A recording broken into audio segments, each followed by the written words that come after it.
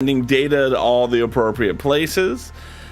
Still looking to see that I'm sending data to both YouTube and Twitch. There it is. I'm live on YouTube. Aloha. You can call me Craw. I'm a dad who builds Lego while flying a virtual plane. I think that's my tagline these days. It's been a hot second since I've streamed. Not like I haven't streamed in months, but more just like my last stream was my birthday, with my son's birthday stream, so it was a little different than what we normally do. So I forgot my tagline, which is a new tagline in my defense. There we go. A dad who builds Lego sets while flying a virtual plane. There it is. That's lovely. Yeah, so that is what today's stream is. That's who I am. And today's stream is a fun stream because we got a couple of things that we're working on.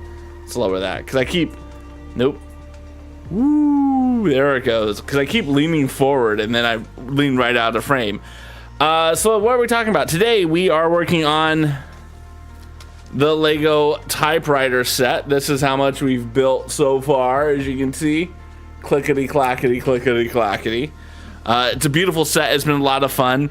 Aloha, Ami. Mahalo for wishing me a happy affiliate anniversary. I greatly appreciate that.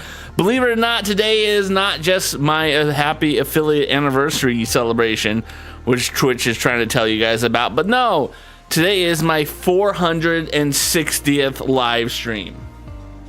I know, 460. I'm pretty excited about that. I was probably more excited about the 450th, but I didn't like talk about it or do anything, and I'm not doing anything for this one. I think the next one that I'll probably like, hey, this is a big milestone, is like 475, 486, you know, then 500. But you know, we got time. But yeah, that's what we're up to. But it's a pleasure to have you here. Hopefully everything is well with you. Are you having a good weekend? All those wonderful things. I'm well. We had a good weekend. It's a little hot here. I wish it was a little cooler than it was, but you know, I'll take what I can get right now. I'm inhaling stuff. I'm pretty excited because we have a couple of new additions to the stream universe.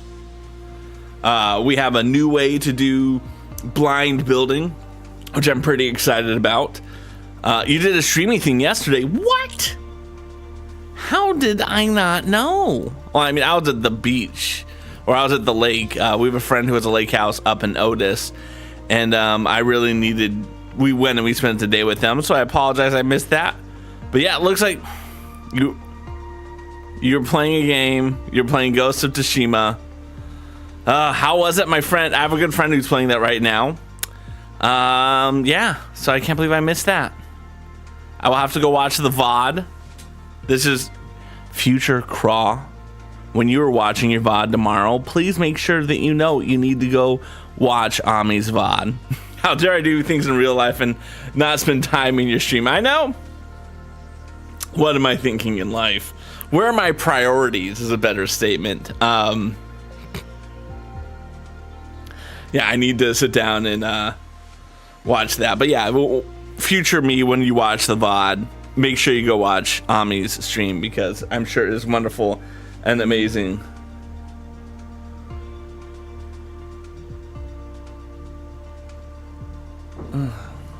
I hate people want to argue on TikTok. Like, seriously, just move on with your life.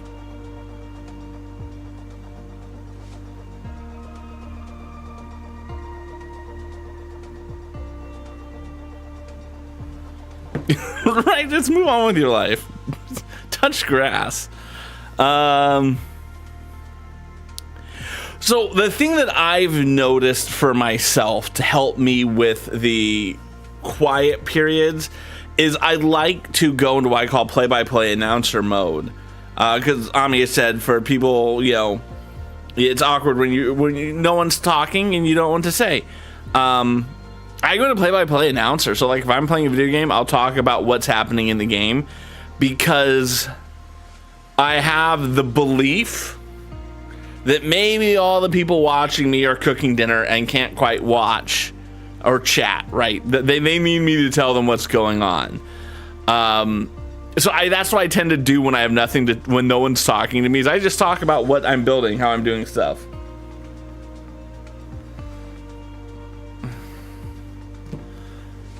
So that's what I do. And I know it's easier for other people. I come from a radio television background. My degree in college is in radio and television. So I just, yes, I shake my head at TikTok. Yeah, shake my head at TikTok. Okay, so the TikTok stuff that I'm dealing with right now, like, I am a very vocal opponent. I see you. Very vocal opponent to using public money for sports stadiums. And every now and then I'll say something in a post, and people get pissy at me because I say we should stop spending money.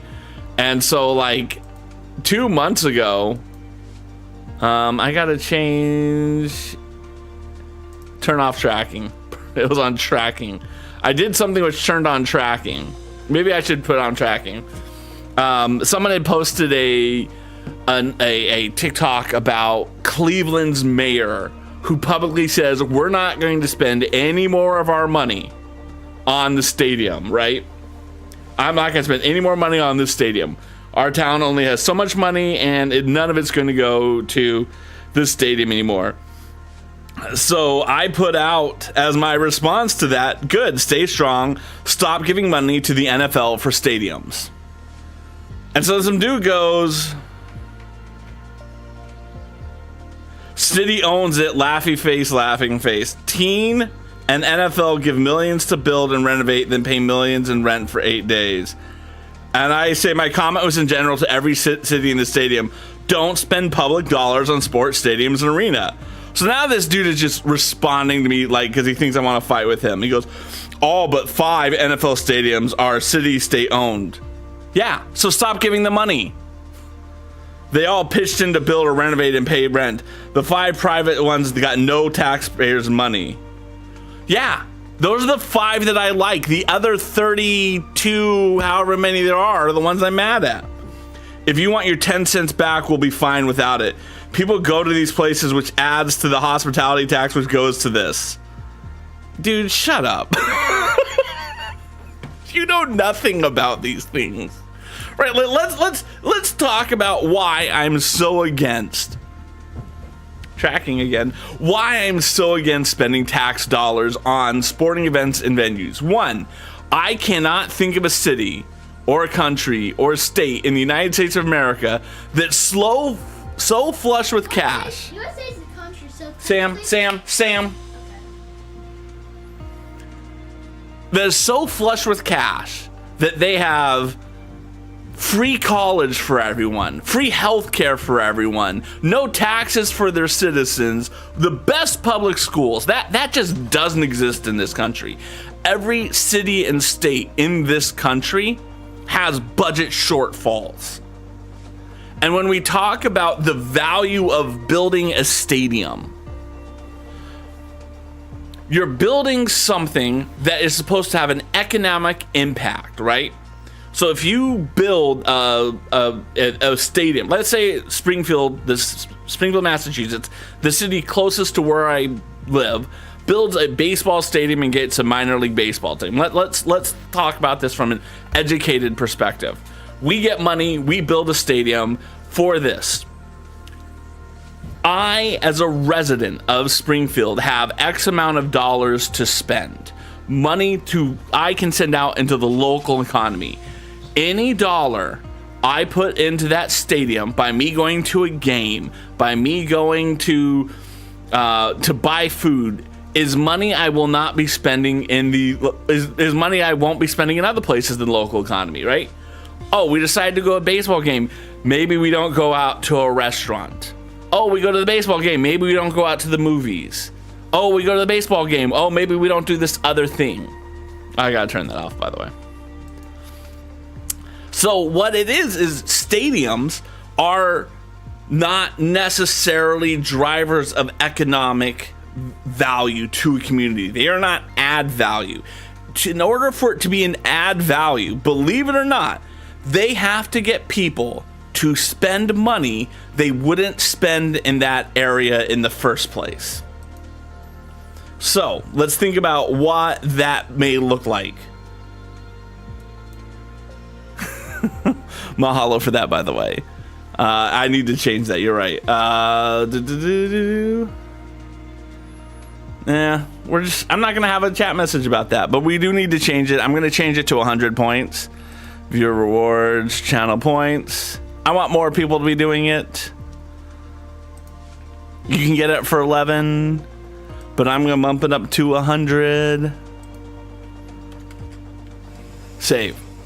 So any money that is spent is money that isn't spent in the economy. So the only way for a stadium to be an economic driver for a community is if you are getting people to spend money in a community that they would not ordinarily be spending. AKA, we decide we have $5,000 a year that we need to put into savings. So instead of putting that $5,000 into savings, we put $5,000 into going to a baseball game, which is not a terribly out of the control statement. That is a situation where $5,000 is spent in the community that ordinarily would not be spent in the community. The other thing is when someone from outside of our community comes in to Springfield, right? So, Springfield, what we would consider someone from outside of, and I gotta turn that tracking off because it keeps turning itself on when I use my hands. Right, and so again, we're talking, you're familiar with the area. Someone from Hartford comes up to Springfield and goes to a baseball game. That could be considered someone who wouldn't spend the money in Springfield coming up here. But someone like me who lives in a suburb immediately outside of Springfield, like an Agawam, a West Springfield, a Chicopee, Wilbraham, an East Longmeadow, a Longmeadow, I literally mentioned them all. But someone like me who spends my money in Springfield as opposed to spending my city money in one of the other towns, that isn't necessarily an economic driver, right? Because from a tax perspective, maybe that money still goes to the state of Massachusetts. You know, there isn't a huge, big reason about it. Chickpeas, I know, I'm wonderful. There's value in me spending that money in West Springfield at Home Depot as opposed to me spending that money in Enfield's Home Depot. Enfield, you know what I mean? There's value there because then at least my tax dollars are going to support Massachusetts, it's going to support Connecticut.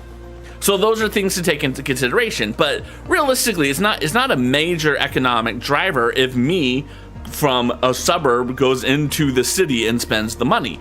The money that really gets gained by the Springfield metropolitan area if we build a sports stadium is if someone from Worcester comes out. How often do people from Worcester spend their money in Springfield? That's why something like the Big E is a huge economic driver.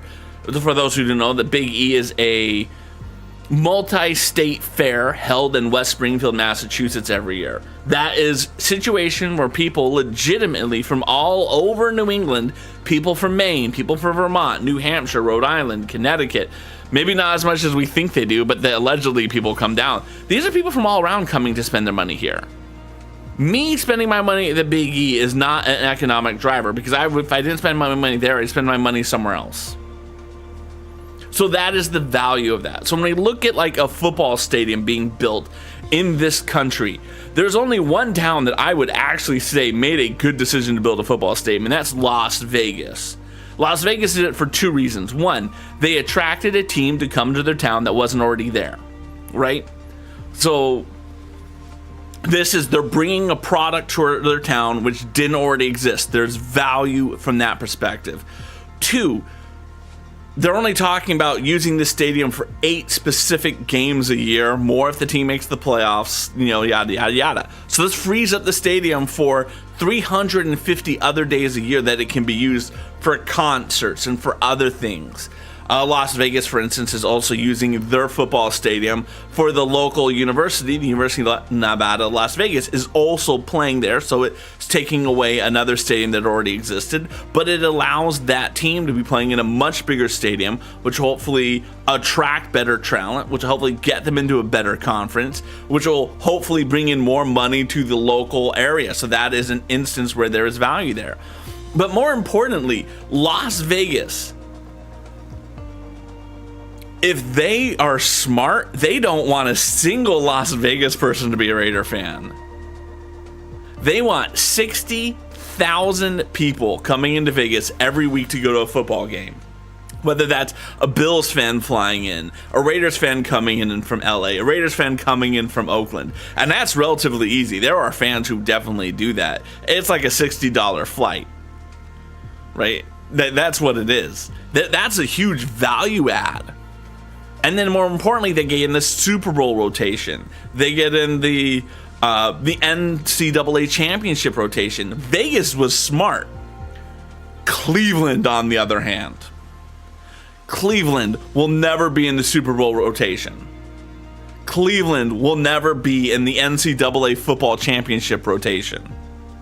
There is no economic reason for the city of Cleveland to spend more money to build a new stadium for a team when they built one 24 years ago.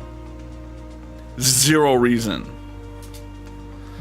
Welcome to my TED Talk. All right, now let's do Ami's wonderful prize spin now that I've talked my ear off. I realized I probably could have gotten away with something.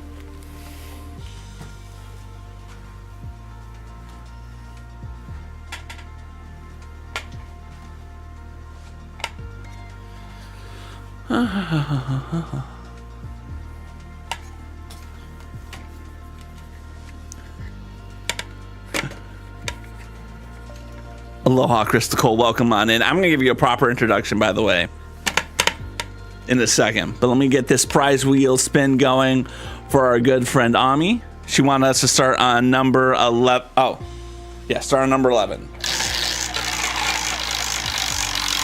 Let's see what prize Ami's going to get.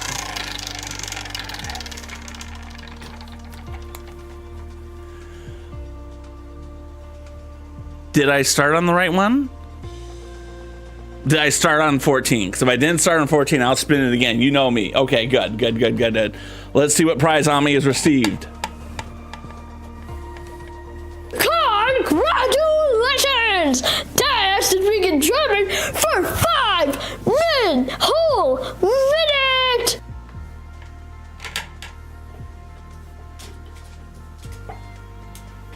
Scheiße. I will speak this in English for a whole second. I have to speak in German for 5 minutes. Luckily, I've been crushing it on Duolingo.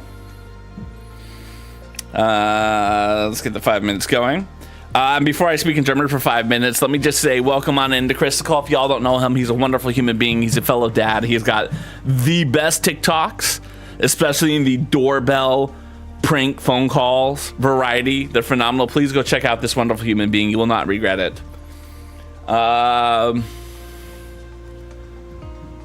5 Minuten auf die Seite. Es tut mir leid, mein Deutsch ist nicht so gut. Ich habe auch meine Urgroßvater Deutsch gesprochen, aber ich habe keine Freundin auf Deutsch gesprochen. Meine Kinder haben Deutsch nicht gesprochen. Meine Frau hat Deutsch nicht gesprochen, aber ich habe Duolingo und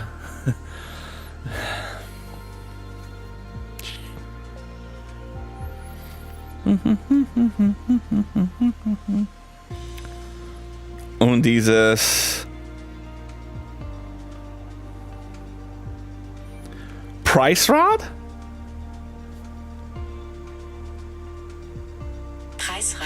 Preisrad. Und dieses Preisrad. Nein, ich habe nicht gesagt. Christopher hat 1, 2. Nicht wie mit der Z. Ut 3, 4, 5, 6, 7, 8, 9, 10 über S10. Das ist auch auf Deutsch 1 nur 10 gespeckt. Ja, wir haben einen Flügen gemacht. Wir gehen von Dakar aus Freetown. Ja, es ist ein großes Flug über 2 Uhr 47 Minuten bitte. Die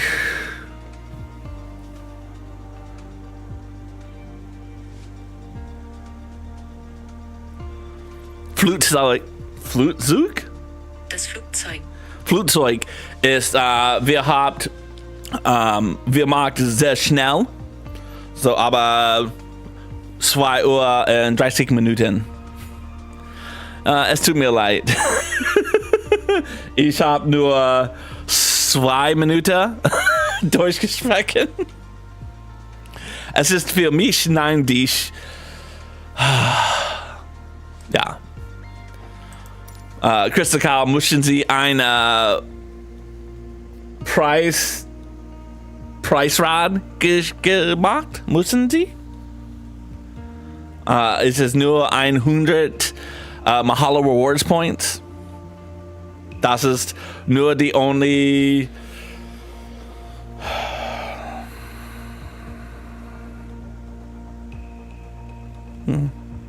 Kanal.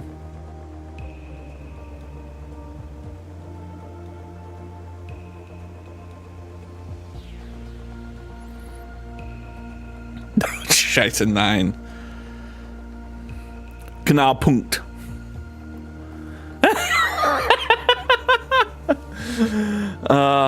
Eine Minute bitte. Ja, es ist ein sehr gutes Flug wir gehen. Ich möchte es auf die LEGO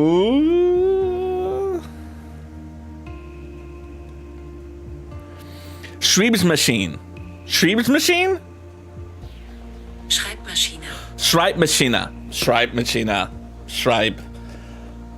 Ja, das ist ein Wort.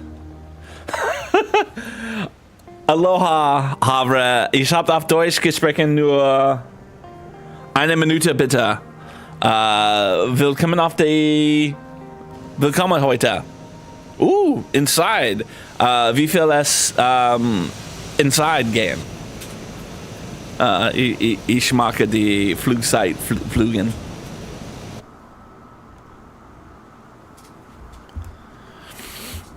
Aha.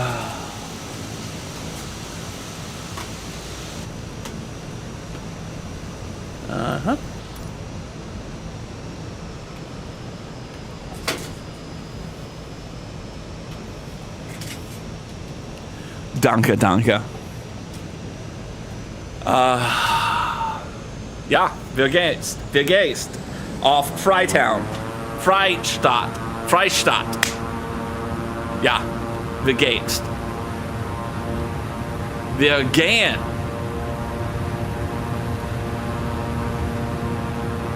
Und mir hat Lift? Nein, das ist nicht richtig. Ja. Beechcraft 801 continue for north departure. Wir gehen erst Rex. Beechcraft 801 leaving my airspace frequency change approved. Ja, danke. Wir gehen. Auf Wiedersehen, Dakar. Wir müssen es nicht gehen auf du heute.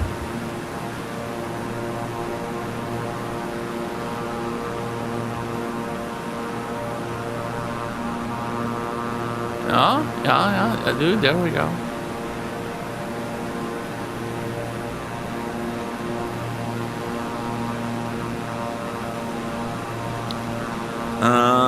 Nope. Beechcraft 801, did you hear my last transmission? No. 9.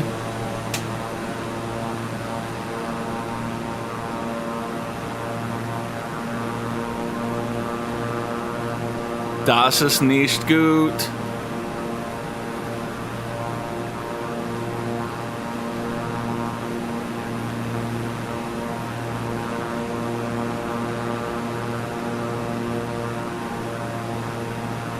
Come on, come on, come on, come on.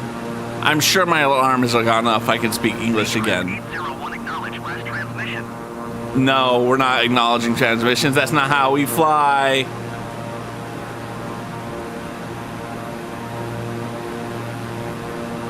All right. Nope.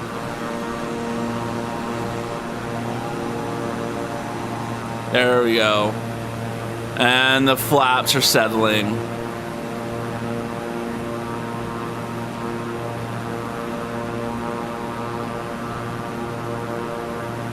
Come on, up we go. Beechcraft 801, did you hear my last transmission? So yeah, we're getting to turn around. We're trying to go the right direction now. We took off a lot of the little cheaters that the game had for me, and it's made it flying a little more adventurous.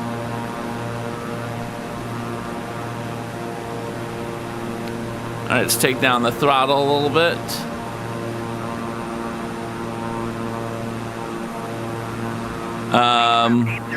Okay, so welcome on Aubrey, by the way. Crystal, I asked if you wanted to get yourself a prize wheel spin or not. It's only 100 Mahalo rewards points. That's the only channel point I have is my prize wheel. So if you don't spend your points, you have nothing. There you go. Crystal wants us to start on 7. And we can get back over to our Lego building scene now. Oh, look at that. And death. So we're going to start on number 7.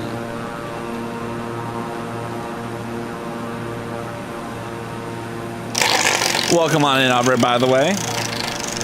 That was a terrible spin, by the way. I apologize for that. But looks like you're on number 8.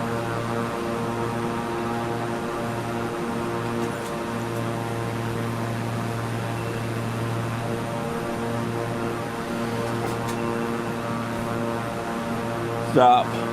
I didn't even type in that in, did I? Where's my... my plane is drifting pretty hard right now.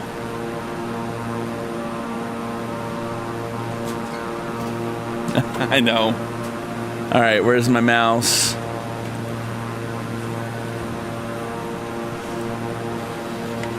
Congratulations! That has to spend 5 minutes practicing this thingy. And as you can clearly see, I'm pretty bad at it. So good luck to him.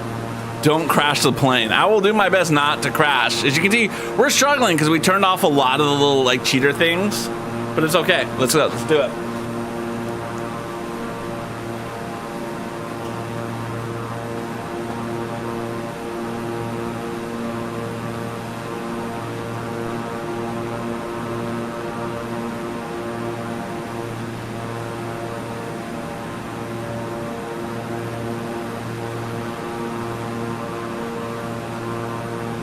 I just want to zoom out on my map. Okay. Where did it go? Where did Sam put it? Sam had it last time. And it doesn't look like he put it back in the right place. Where did he put it? Kid sabotaging the stream of building. I got one last place I'm gonna check.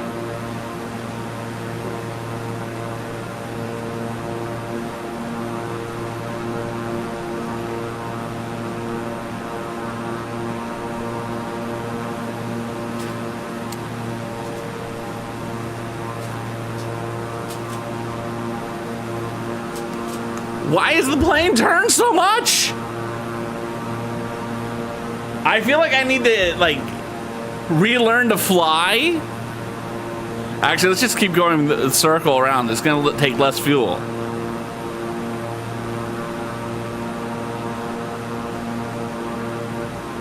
Why is the plane turning so much? I'm gonna put back on like half of these cheaters, by the way.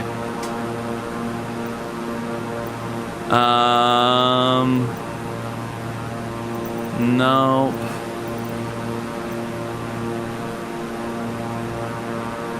It's windy. It's windy. This is like the second time we've done circles in like the last 2 weeks. I never struggled this much with my rotations. Flight assistant, okay.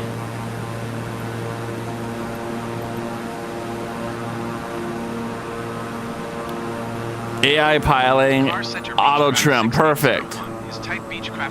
Uh-oh. Miles east of Dakar, 11,200 feet. I don't know what I just did. Beechcraft 6801 Dakar Center. Squawk 1752. Squawk 1752, Beechcraft 80. All right, I did something. Beechcraft 80. A good pilot would blame stick drift. Yeah, we're gonna blame stick drift. 1,100 feet. We're gonna see what happened. I turned on something, and we're just gonna go with it. I can complete all of those, by the way, because I can't find my kendama toy.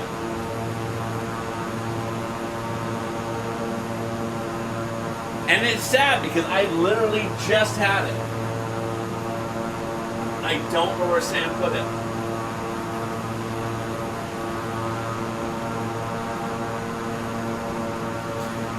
And I said to myself, I'm gonna create a box that I'm gonna keep all the things I need for the stream in here. So that's what we're gonna do. We're gonna change it. I'm sorry. We'll try to get the kendama for you next time, but I don't want to like not give you anything because you spent 100 points. You deserve something. So what we're gonna do? Here's what we're gonna do. Let's zoom out. Nope, wrong one. There we go. I'm just very curious what this plane is doing, by the way. I have no idea what it's supposed to do. We'll find out. This is my new blind bag. We're gonna pretend like you won blind bag building. So we're gonna put the keyboard over here. We have no idea what the plane is gonna do. But we're building this. And we're gonna do it in the blind bag. And this is where I have to build Lego without being able to see the Lego pieces. And we're just gonna trust the plane's gonna do stuff.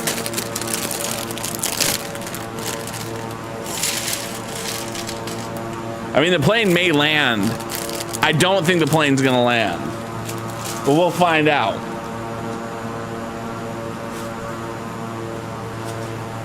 Let's get the instructions out.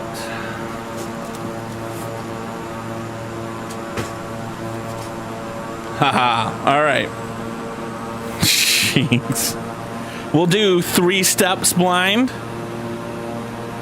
Yeah, so we'll do 144, 154, 155, and 156 in the blind. So this, for those who do not know, is what film developers will use to develop film.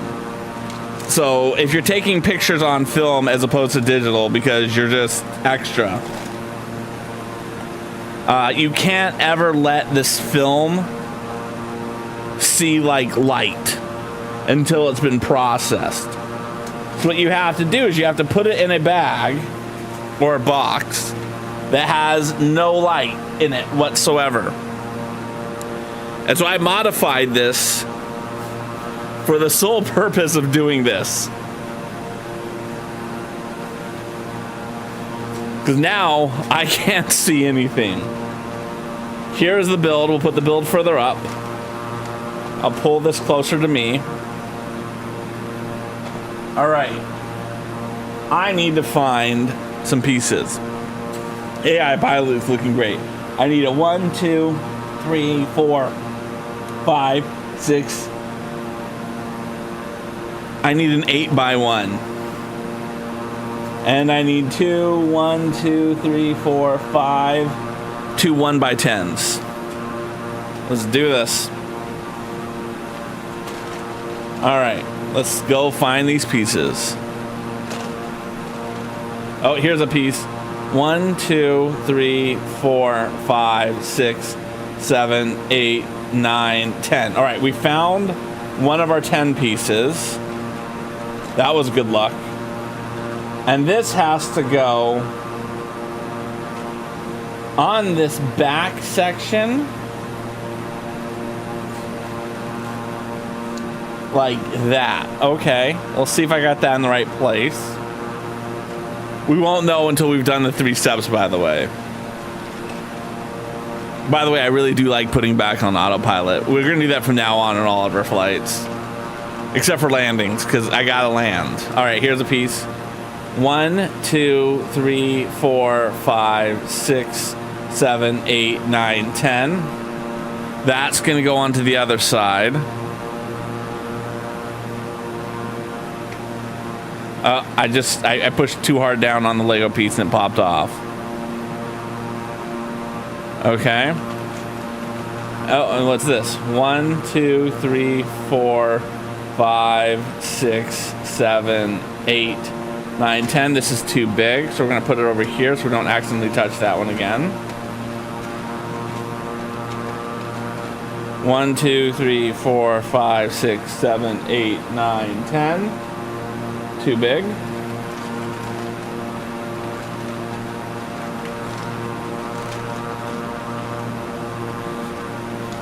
Okay. All right, nope, that's a plate. That's 4. That's a 2 wide. I need a 1 by. These plates I want to put over here. I don't think I need them just yet. There we go.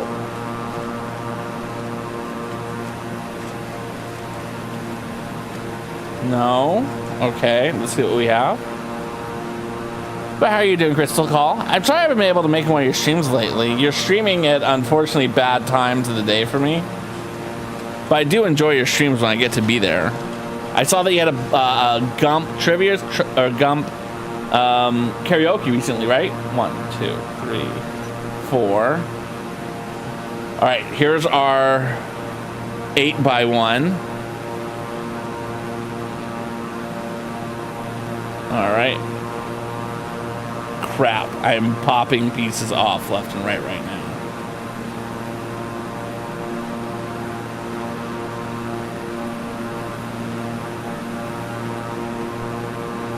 I'll tell you like I said, everyone, I'm happy when people can show up regardless of how long they be there. No, I agree.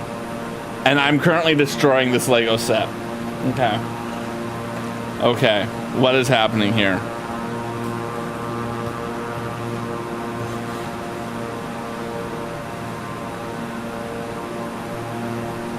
Okay.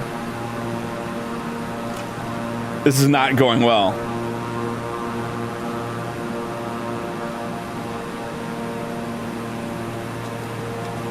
All right, I need to look at what we've built. Because I'm losing pieces.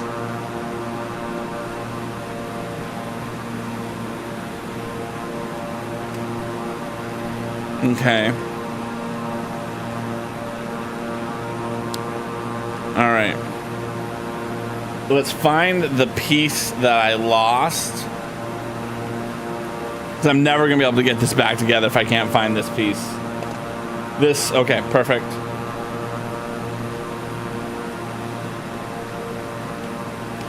And yeah, I get that. I generally do get that. Everyone's got lives. Everyone's got stuff that they're doing at all times. No one owes anyone views in terms of like, I need you to be at every stream. For me, it's more of a acknowledgement that I like you streaming. I wish I could watch you more often, and I'm sorry I haven't been able to. All right, we've put this back together. Now let's see if I can, how long I can go without breaking it. Everyone's just gonna have to trust me that I put those pieces back. And now I gotta find the piece that I dropped. Okay.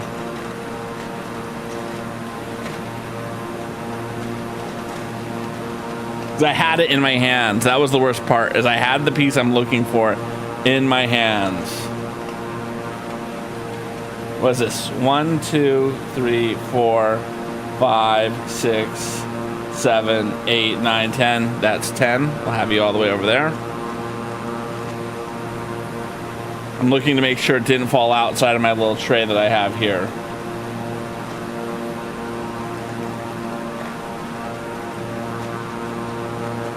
No.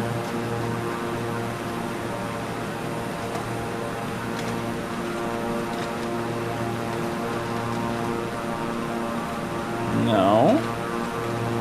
Where's that piece? Someone once said it would be more interesting for you guys if you could see what I was trying to do.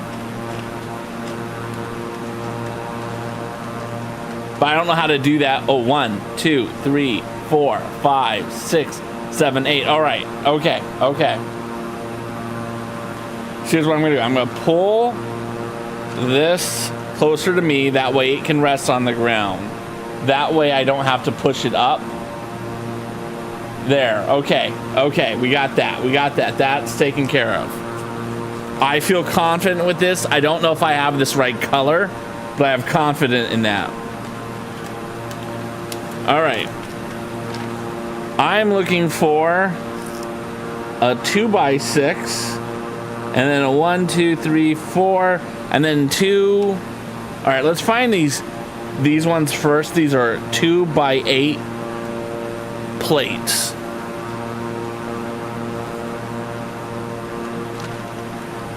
Oh, what is this? This is a 1, 2, 3, 4, 5, 6, 7, 8, 9. Nope. You can go all the way over there. 1, 2, 3, 4, 5, 6. Okay.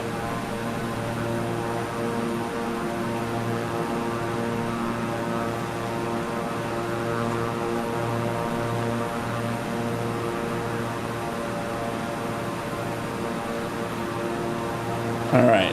Let's find us those plates now. I'm looking for 2x8 plates. For those who do not know Lego terminology, a brick, 1, 2, 3, 4, 5, 6. A brick is a brick, and a plate is a piece that's thinner than a brick. To make it in layman's terms. Oh, 1, 2, 3, 4, 5, 6, 7, 8. Perfect. Fun facts for people. 1, 2, 3.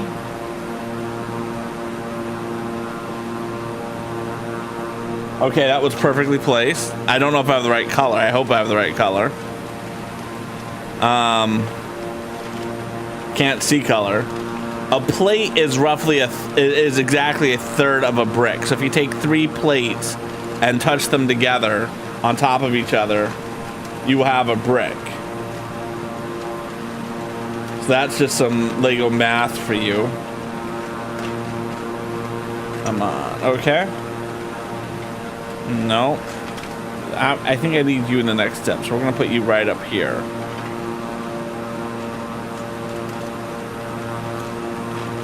No.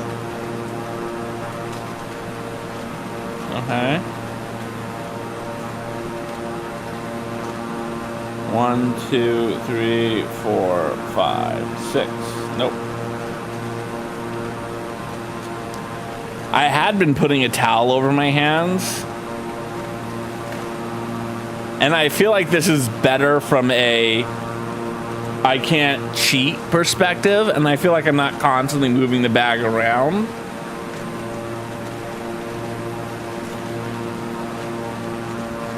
I just wish I had sorted these pieces before I got to do this. That's a brick. Oh, 1, 2, 3, 4, 5, 6, 7, 8. Perfect. Okay, now let's get back over our model. There we go. All right, we got that in. And the shame thing about that is that's actually going to help secure it. Shit. Okay. What we need to do is we need to get... We're going to start with this big piece first. Those are nice. Those are what? 1, 2, 3, 4, 5, 6. 1, 2, 3, 4, 5, 6, 7, 8. 6 by 8. Those are nice. But like these right here, this is gonna be the part that's the harder to build. Okay. All right. So it's a 3 by 1. On top of a 3 brick. A 3 by 1 brick and 3 by 1 plates. 1, 2, that's 4.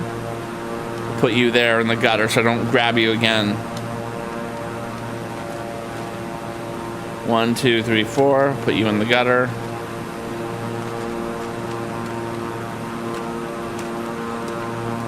Again, this is nearly impossible to know what color you're talking about, so you just hope that there's only one color brick in here, right?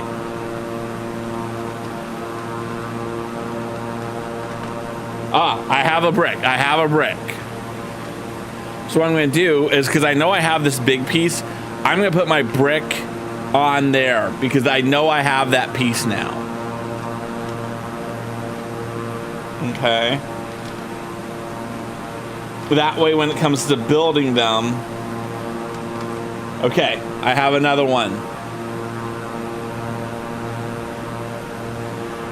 Yeah, well, I think that's probably fun. So, like, I got the idea for this because I always try to keep thinking what would make good prizes for the prize wheel. And I saw a person, and I forget exactly who it is right off the top of my head, but they were doing a Lego fundraising stream where them and their wife were trying to build the same set and they're racing, and you could pay money to do things to make it harder for each one individually. So like if you wanted the wife to win, you could donate money that would make harder for the husband to win.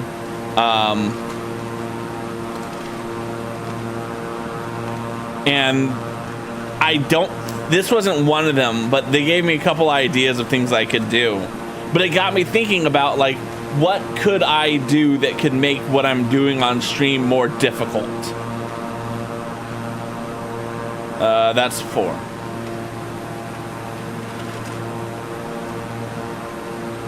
And so I try to think, what are the things I could easily do? And this is one of them. I mean, this bag was like $30, but... Okay.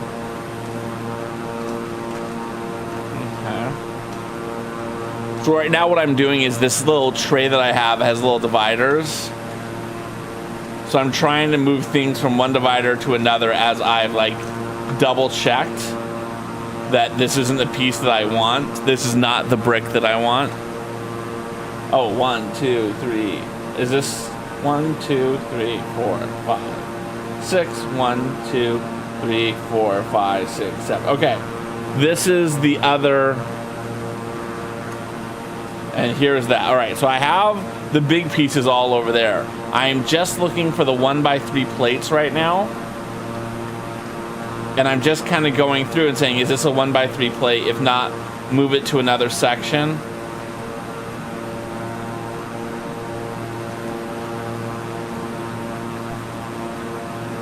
All right. Because that's just the easiest way to do it, right? It's filling through and saying in this little grid.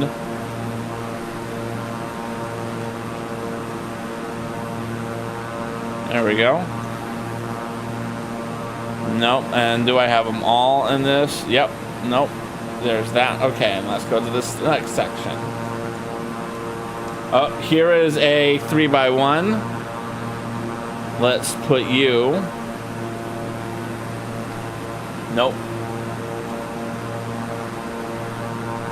All right, we're gonna put you right on top.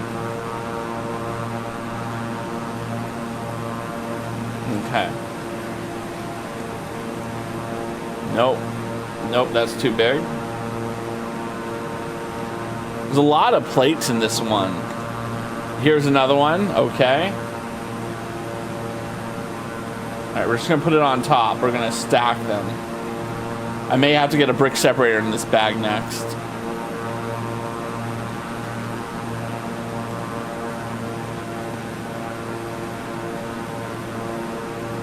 Oh, 1, 2, 3. Perfect. Let's get that over onto our thing. That's 3, and I need one more. One more.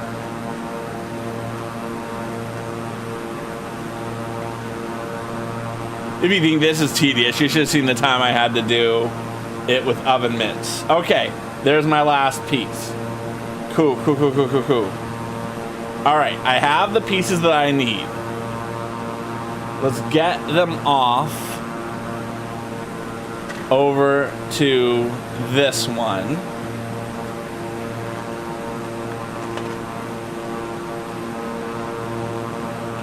There we go. Okay. Now, I don't need the pieces because I've already pulled apart the pieces that I need. You need to come in here. And you need to go right underneath. And it's going to have 1, 2, 3, 4, 5.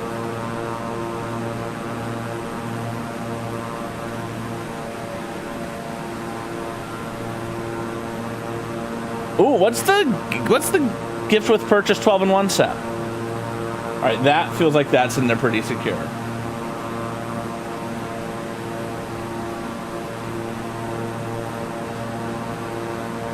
Okay. You go in there nicely, and then you also go in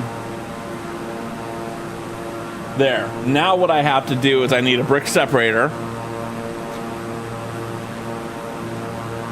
And I have to put the pieces in here. Mahalo for being here, Crystal. I greatly appreciate you, my friend. Like I said, if you're in my chat and you want to meet another kick-ass bald dad who's just amazing and just a great person, please go follow him. I met them when we were doing the rock, paper, scissors tournament. So just a generally good person all around. Okay. So now you have to come over here and go down like that. Okay, I feel really good about that placement. Always my friend. And Nami, if you want to give Chris a call shout out, that would be phenomenal. Okay, we did it. We did it. We did it.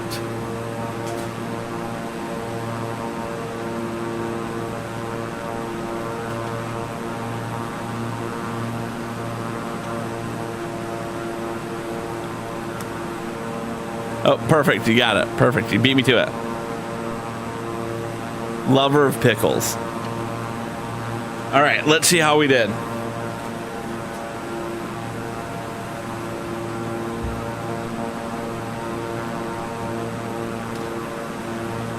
All right.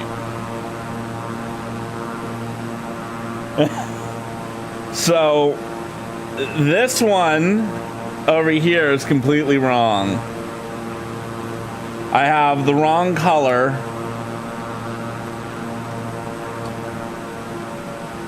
But otherwise it was pretty close. It was a pretty reasonable one.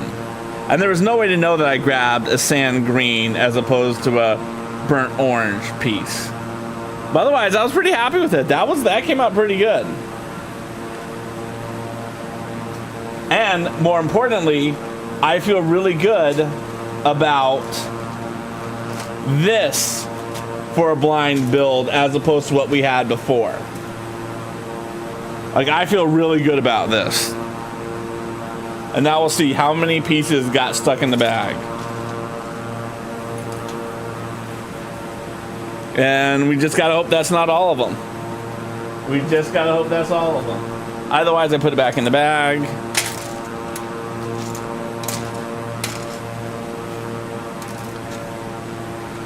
All right, and now you can come over here on top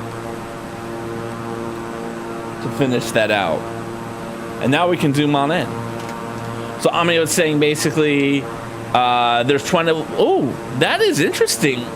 That's a pretty cool set that has got so many different things that you can build with it. I like that. All right, so let's zoom in so you can see what we did. So here's what we did. We added this piece, this piece, this piece, this whole row right here. These two, this, and this. And now it's all set. And we can take these pieces because we don't need these pieces anymore.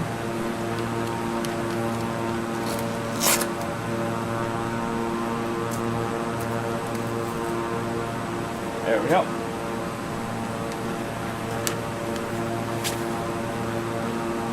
Yeah, this would have been, this next step would have been so hard.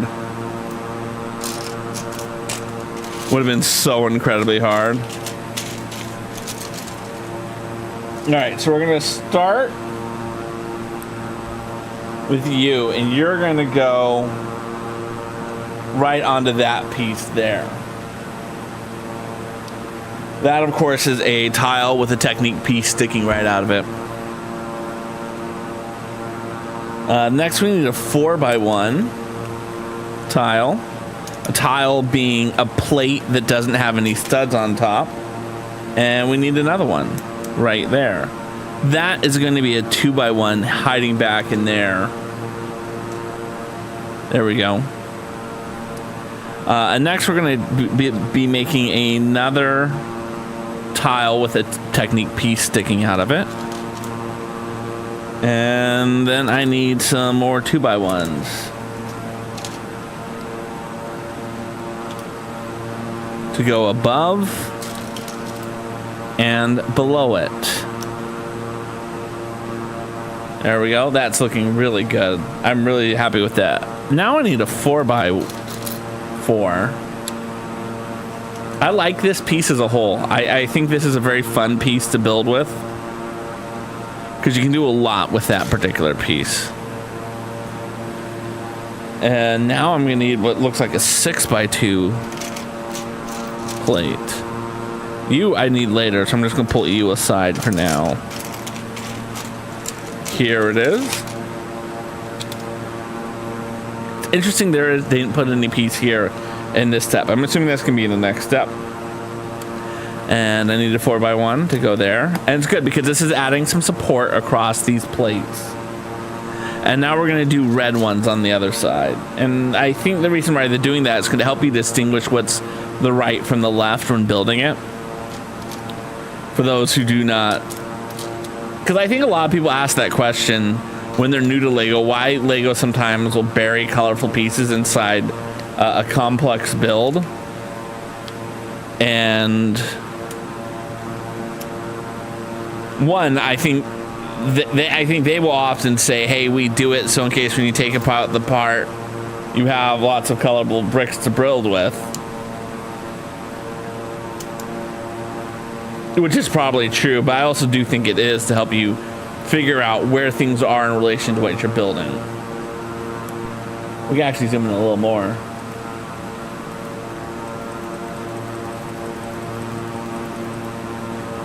There we go. So you can really see what we're building on.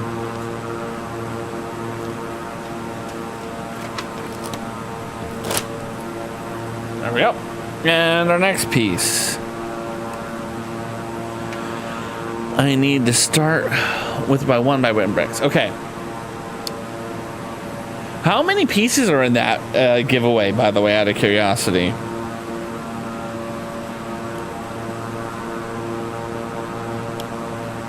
Because that sounds like a really cool giveaway. I never get enough giveaway prizes because I don't buy enough directly from Lego.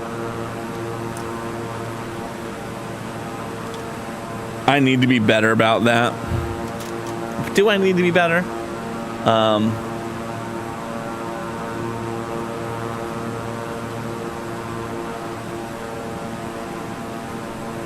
That's an interesting way to do it. I like that. I think that's a very interesting, healthy way. Again, I don't know necessarily how Toa processes things, but I think that's a very good way to give him the flexibility to say the things to vent the frustration. Oh, and to be clear, for anyone wondering, I am not a doctor. I am not a therapist. My wife is, but I do not speak for her. Nor she does give me advice on how to be a doctor, because I have no interest in being one. But to me, that seems like a very logical way to do it, to give him the space to say the things. Because I think oftentimes when you limit someone's language, you really limit their ability to express themselves.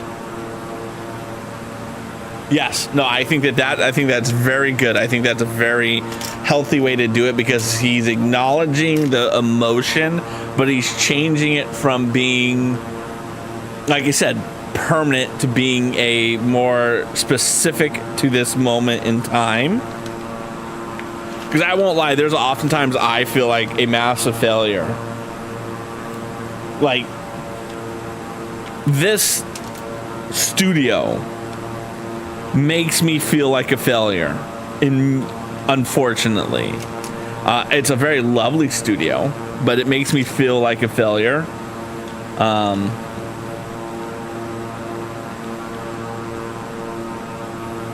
All right, that was off by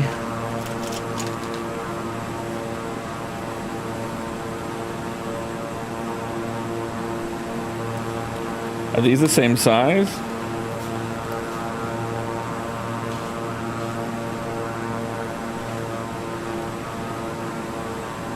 This is interesting. Is this an error? These are the same. How many is supposed to be? 1, 2, 3, 4, 5, 6, 7, 8, 9, 10. 1, 2, 3, 4, 5, 6, 7, 8, 9, 10. Oh, I see my error.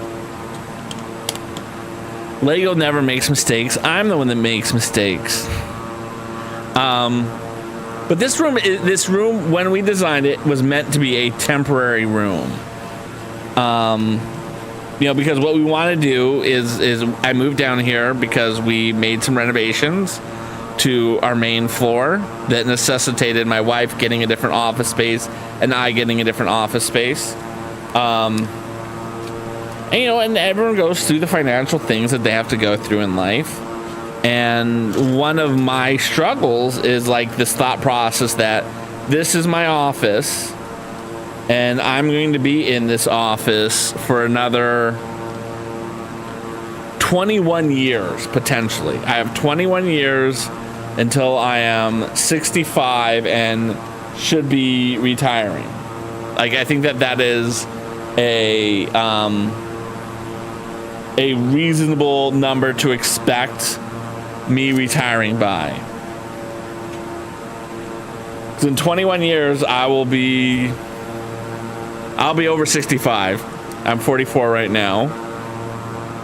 So, like,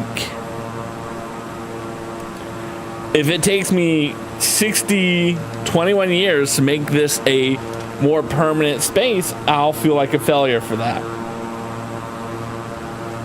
So every day that goes by that I don't get towards something that would help make this a more permanent space feels like a failure to me, right? And so it just involves like little things. Like this week, I spent time researching what it will take, because when we think about the things that we have to do to make this a more permanent space, we want to replace the windows. We have old original casement windows and we want more modern casement windows. So we have to, that's one thing we have to do.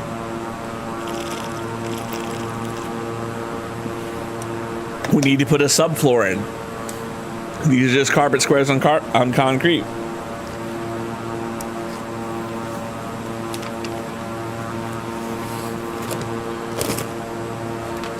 But like, I know that once I put a casement window back there, a good one, I can build some sort of wall there. But I can't do that until I do that. And so until I do that, I feel like a little bit of a failure as long as I'm making progress towards one of those goals. I won't feel like a failure. But I know that that's something that I struggle with on my own. Am I a failure if I sit in this room for the next 21 years? Absolutely not. I know that to be true.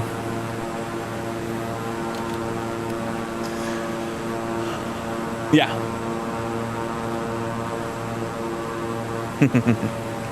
I'm glad you're finding amusement in it. You have to find amusement in things. Okay. And then we need to do that again on this side. You're gonna go right there. You're gonna go right there. And you're gonna go right there. And now this is tricky because we're gonna actually be doing some fun little brickwork here. We're gonna start with these 1x1s. Corner piece. Put it on the ends.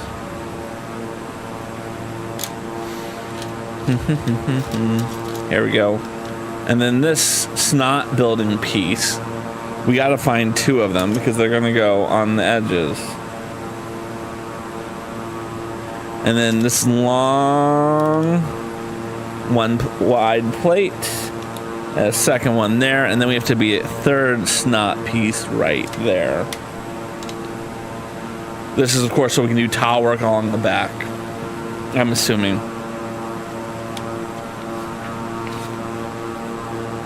Yeah, it's so difficult. It's so difficult. I think people just got to do the best they can every day. And I said it last week and I'll say it again. Whatever Toa needs to reach out and talk to me about, I'm happy to talk to him.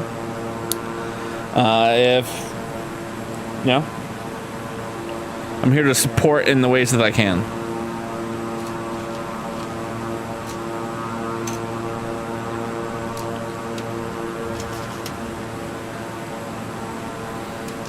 Okay, and then this was not to mix.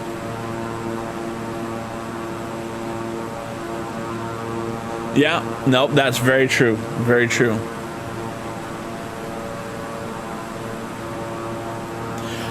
Yeah, no, and it's...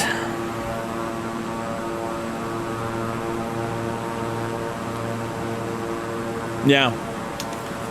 And again, for me, one of the things that helps me not feel like such a failure is progress. And in stupid as it was, me watching YouTube videos, me researching how much it would cost to get an ankle grinder, how much it would cost to get this, helped me in my week where I was feeling like a failure, sitting in this basement room, not feel so much like one.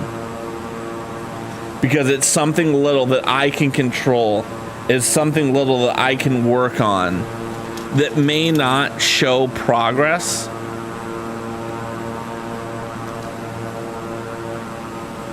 but had progress. Okay, and then you're gonna go there. It's always funny when you think the build is going to be more symmetrical than it actually is. Like, because this side had a 1x6 brick, I was expecting this side to have a 1x6 brick, and then I looked at it, I was like, no, it's just a 1x2.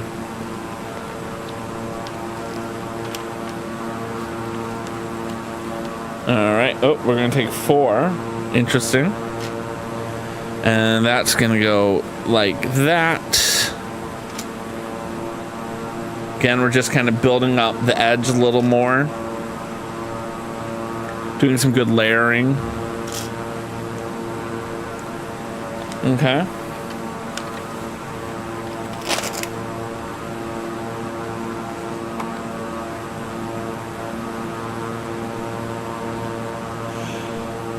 Yeah, and I get that emotion. I generally do get that emotion. Because again, I went through it myself.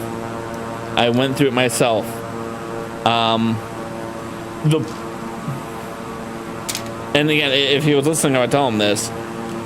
There is so much out of your control while looking for a job. So much that you just cannot control. You have to keep in mind the victories that you can control. And it is tough, right? It is tough often to go through those things. It's tough to recognize what you do and do not have the ability to control.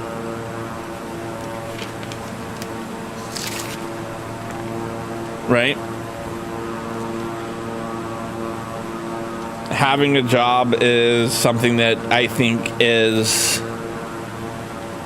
society really defines people by what their job is, and it's something that I've tried to push back on my own and my own way of thinking, right? Like, everyone defines themselves based upon their job, even if they don't think they do. And an example of this is anytime you meet someone for the first time, right? Like, I was at a dads and kids kickball game today. And I met a lot of people who I'd never met before. And the number of times after I've introduced to someone and we talk for a little bit about, you know, which one's your kid? What school do they go to? All those kind of nice talks. And then we're still kind of standing there next to each other and we don't know what to say. The number of times a dad would be like, so what do you do? I'm a dad. That's what I do. Beechcraft 801 contact center on 129.5. That's what I do. I'm a dad. 129.5 Beechcraft 801. But that's what it is. We all define ourselves by those things. That's one of those things that I don't know the answer to for us as a society on when you meet someone, and that's not the way that people start the conversation. That's not the thing, and it's so like insidious in the way that it happens. That's just the standard expected way that when you meet someone and you're asking questions to gauge interest into who they are and learn about them to find something to talk about, you ultimately always come back to, what do you do as an adult? And not saying kids are better than us, they can be. But you don't see them asking new kids they've just met, what does the kid do? Granted, they're you know, student, but you know what I mean?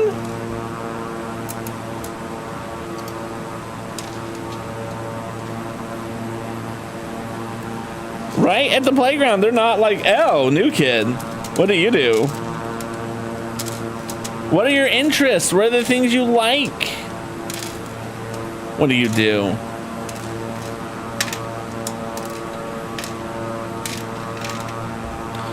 Alright, I seem to be missing a 1x4 piece. I'm hoping it's in the bag. So we're gonna get the bag out.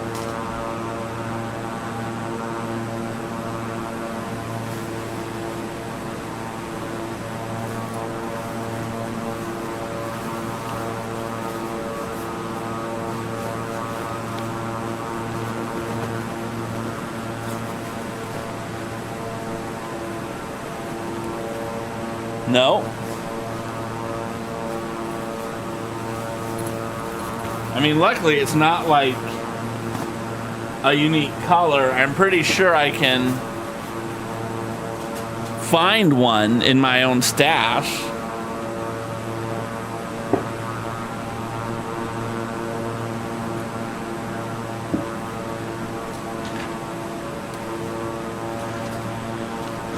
let's just look to see if maybe it's in this, and there it is.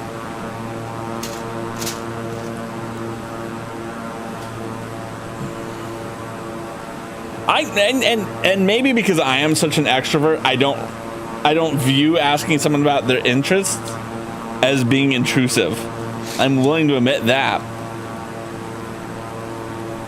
But like, okay, one of the reasons why I think about this a lot is 2 jobs ago, I worked a job I was not proud of, right? Like, I legitimately felt like if my kid was old enough for bring your kid to work day, I wouldn't want my kid to come see what I do every day.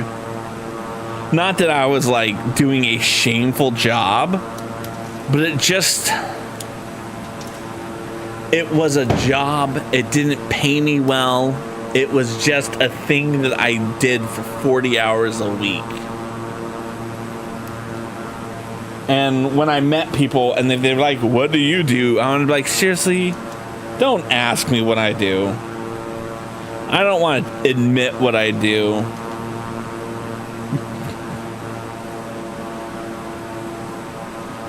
I'd rather talk about anything other than what I do. So that got me thinking about why we ask people this. What's the value of knowing this information? That's why I don't consider it to be any more personal to be like, what are the things that you enjoy?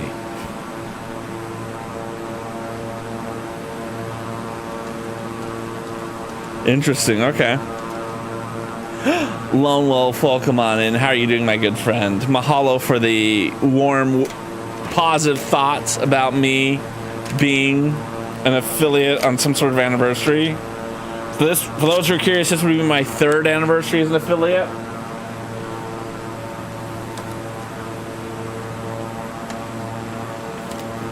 Yeah, no, I agree. No, it's not a wrong idea. I'm not, you know what I mean? I'm just kind of saying, like, and I could see someone feeling like, oh, I don't want to talk about myself, and therefore talking about like my job is seen as being less personal, but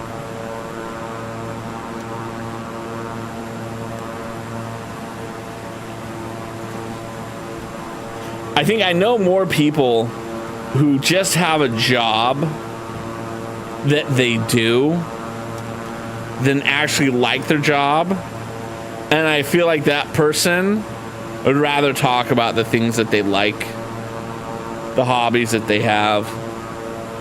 That's just my hot take on the matter. All right, so we're building, and I keep doing this off of camera so you guys can't see it. I'm glad to hear you're doing well.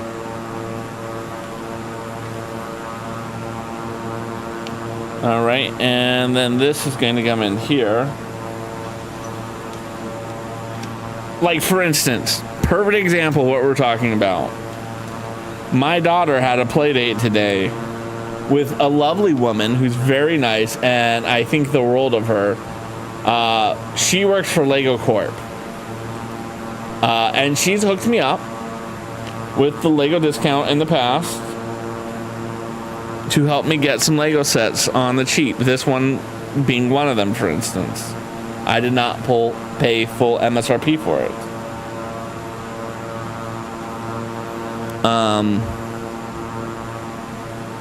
And part of me wanted to be like, hey, so I was working on that LEGO set today, that one that you got me half off. Because I remember when I got it, she had mentioned this was a set that she bought for herself but hadn't started it. And part of me wanted to be like, oh yeah, so I started working on it. It's a really great build. But part of me is like, I don't know if she really wants to talk about her job.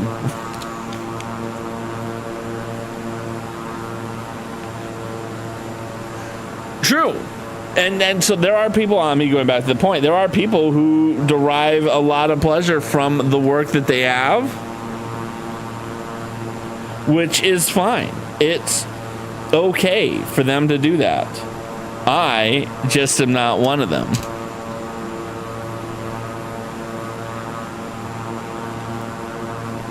And so I won't lie, when I meet like a dad and they're like, what do you do? Right? If they leave it wide open like what they do, I can go to whatever I say at that point. But if they're gonna box me in, I'll be like, oh, I'm a Twitch streamer. I don't make any money off of Twitch. But I would rather be like, I'm a Twitch streamer. I make TikToks. Than be like, this is what I do for a company that gives me an insane amount of money. I'd rather talk about that.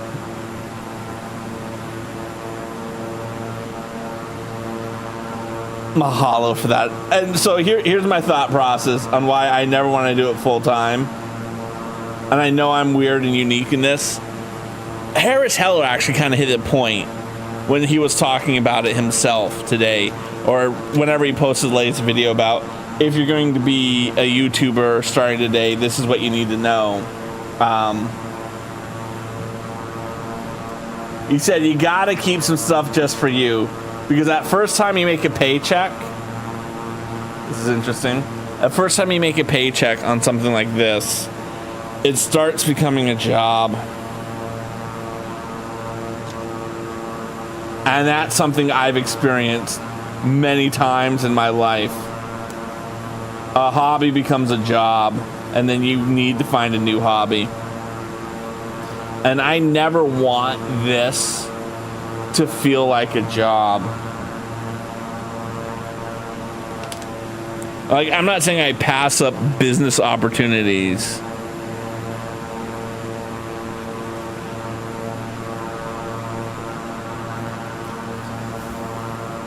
But, all right, this is a tricky part. I need to get this in like that. Okay. And then these need to turn like that. Okay, you can see that's what we just built. This connected into here, which connected to this. Very cool.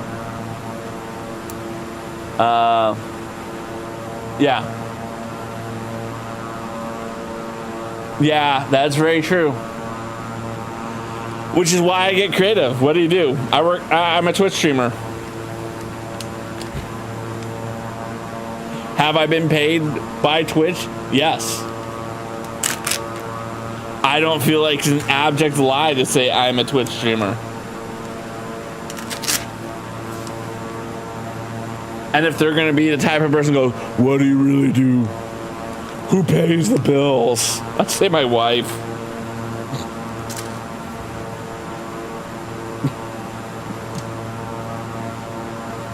Why am I murdering the instructions?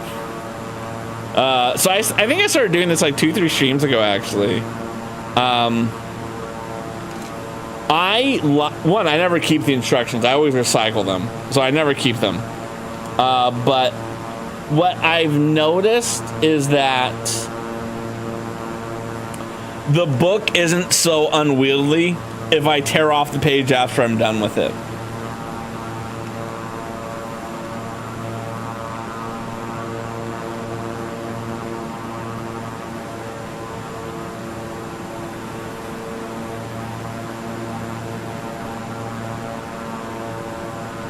So as you can see, now that we have this on, that we have our strike plate. There's going to be weight that pulls it back, I'm assuming. If you ever want to sell your Lego sets, are you allowed to sell Lego sets? I don't keep the boxes.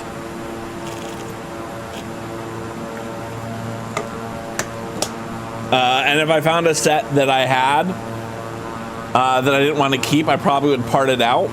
I don't think there'd be too many sets, or I'd be like, oh, let's sell this.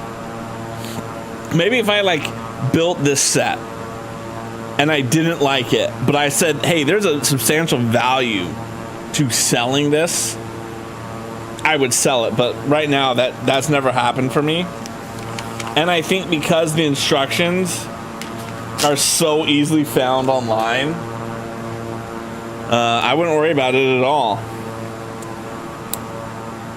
It just wouldn't be a concern of mine.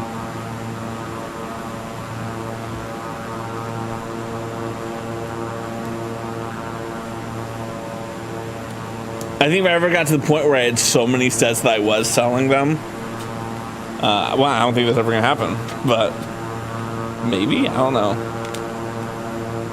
Yeah, I would always dump my instruction manuals fairly quick.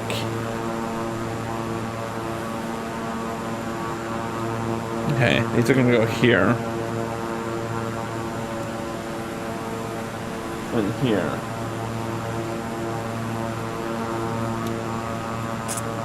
And this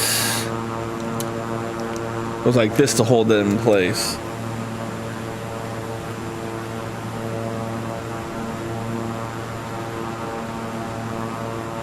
Yeah, I've never wanted to sell a Lego set before.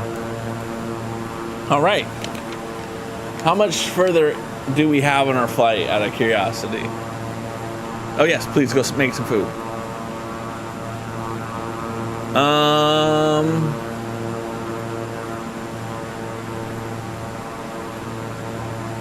One,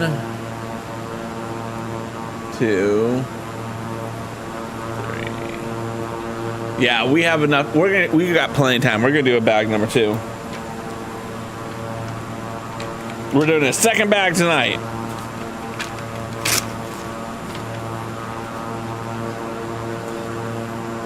Like, if I wasn't doing this tear the page off thing,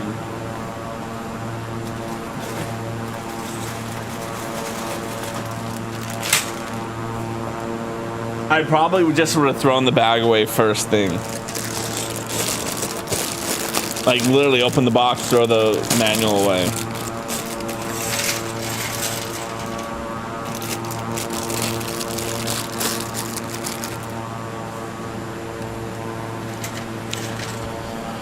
All right.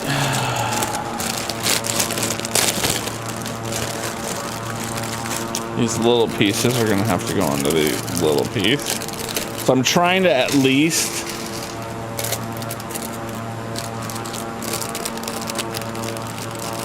do some sort of organization while I'm pouring them out.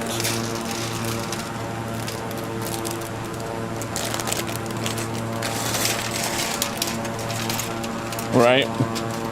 Some sort of organization. So as you can see, I have this little tray here. I've been seeing all over Instagram ads for like this part organizer that evidently they realize could be used for Lego pieces.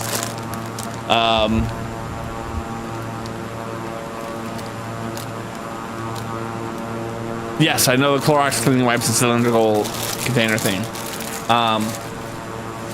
This is actually the top of the Lego IKEA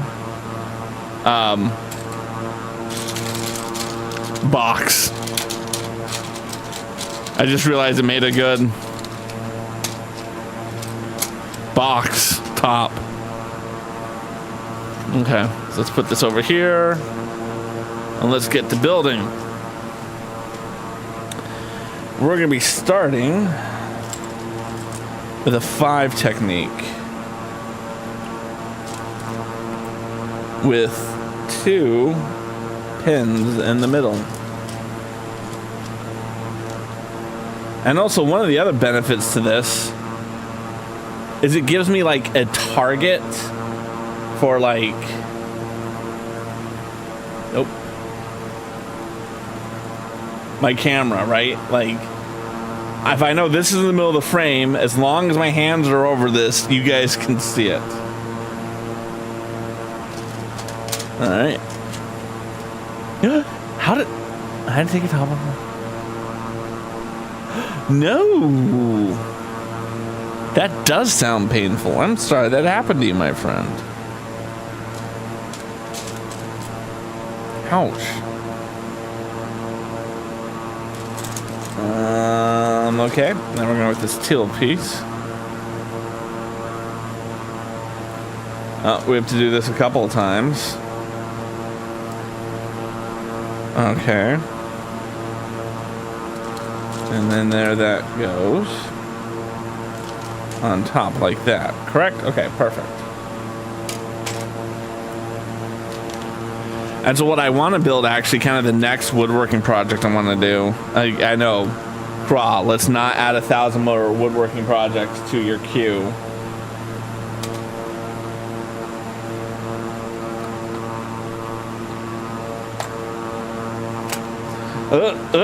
Not good. Is I want to build a Lego instruction stand. Just something that's like a flat board with like a clip and or like a little ledge for the instructions to sit on, and then like that little orchestra light that like the conductor has that shines like a little light on the instructions, and then like maybe a A-frame at like a 45-degree angle behind it. Hey, there's no shame in hurting yourself in quote-unquote dumbest of ways. There's no shame in that. But yeah, that's one thing I want to build, because again, I hate how bulky the instructions can be on my desk while I'm building, which is one of the reasons I murder my pages, as you put it. This is a nice piece. I don't think I've seen this piece before. Let's zoom on in for the hot Lego action. Burn it, burn it, burn it, burn it, burn it, burn it, burn it. Yes, I hurt myself putting on pants all the time. That's why I wear shorts.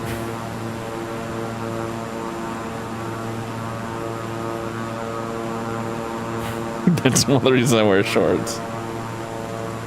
That is the right one. Okay, cool.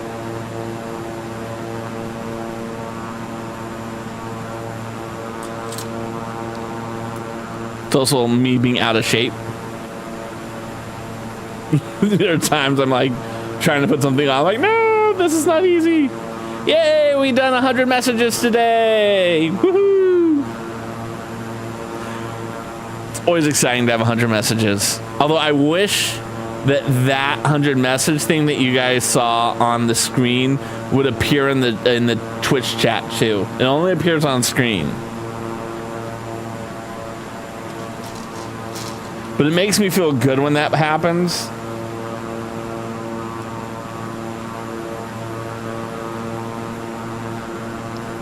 There we go.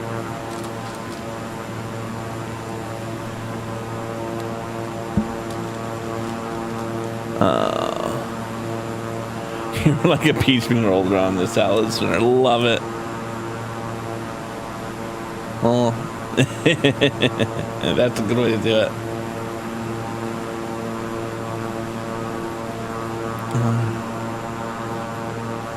Ooh, yeah. Have you ever thought about your depth perception? I mean, I'm not meaning that as a slam. I'm meaning that as like a dad thinking of there's a opportunity for improvement, right? Let's turn that around, because I have bad depth perception. That's one thing I know about myself. Okay, that needs to be a dark gray.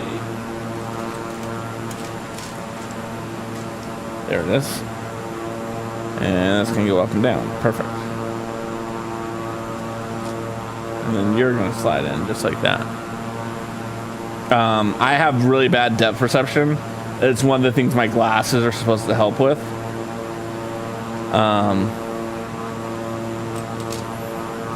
So that might be part of it.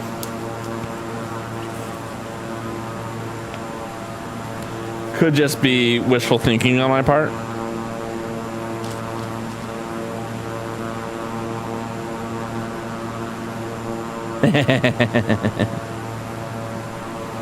Oh, Harper. Peanut, our dog, has not really mastered getting into the bathroom when I'm using it yet. So just sit on the outside and beg to people that she's alone and needs attention. Okay, now that's gonna go on the top. And I need a big gear. I need a big gear.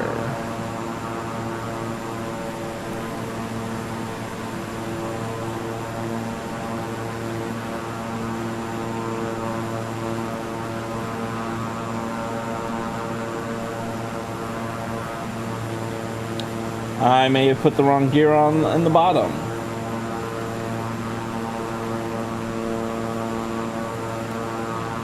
I would have sworn that was the right gear. But it wasn't. I put the wrong gear and I put this black one where I needed to put this dark gray one. See, that's another reason why I want my little stand. I feel like if I had my little stand, I would have seen that it was a gray gear. Thus, that's why I want my little stand with my little light.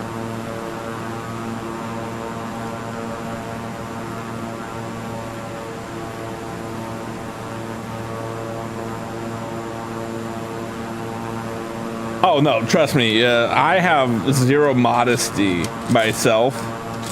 I close the door to keep her out.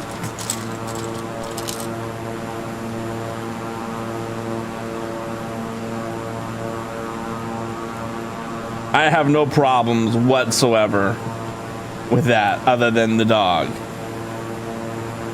To keep her out.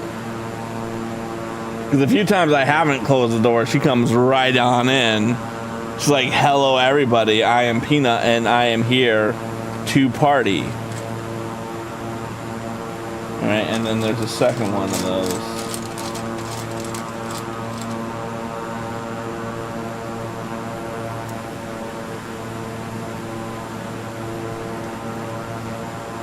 Alright, ooh, that's an interesting... There's so many interesting technique pieces that I don't feel like I know. And so I wonder if it's because I don't know technique or if this really is a really unique piece.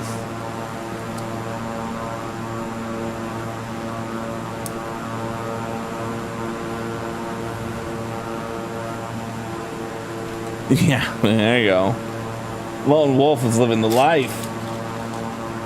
How's the new place working out for you, by the way? I don't know how new it is. Last time I remember hearing about your living situation, you didn't live alone, and now you're saying, I live alone, thus implying you're in a new living situation from my realization of your living situations.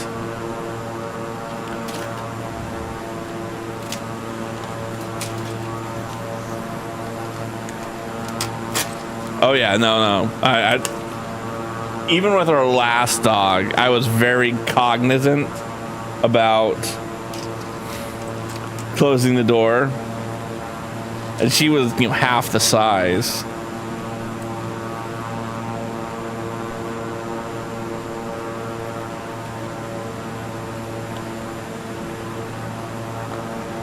That's interesting.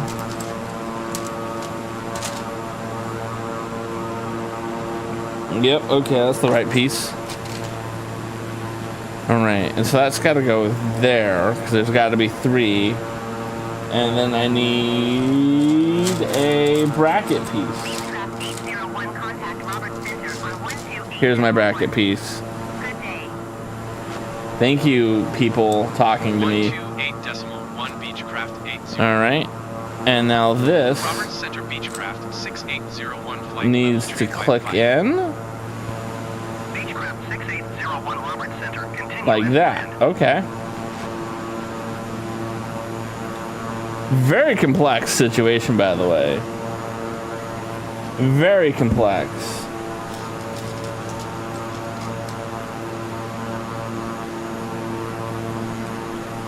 Okay, this is interesting. I've never seen a lime green one of those before. Alright, and then you go there. Okay, still feel good about what we're doing here. Yeah. That is the debate that everyone has. Is it worth it for roommates to save money or to have your own space? I honestly have never had my own space. Ever. I mean, there may have been a couple of years where like I had my own room, but man, I've never had my own space.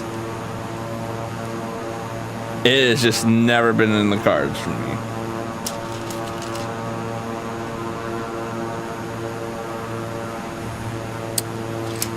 And that is okay. You have to give yourself grace. Gotta have grace, the grace, the grace. Gotta have the grace, the grace, the grace. Okay. Alright, and now that is gonna go on like that. And then these two can connect together like that. Oh, look at that. Ooh.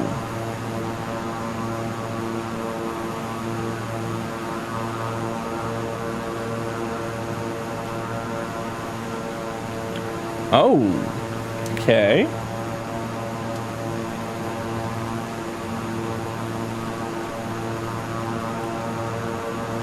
You clearly are going like this.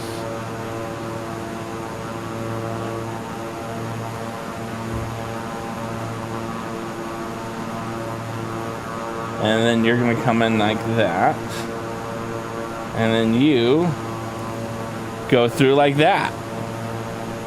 Again, very complex build. Very complex build. I don't spend enough time doing techniques.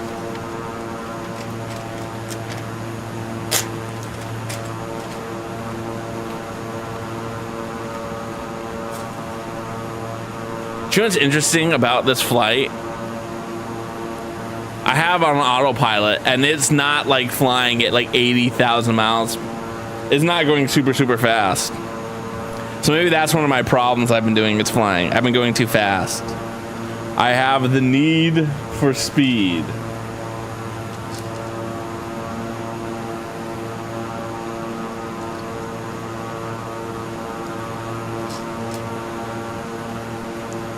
All right.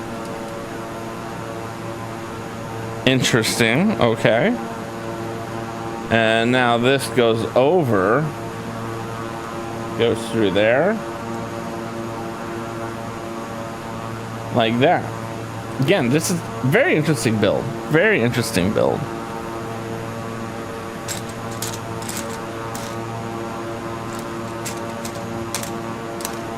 No.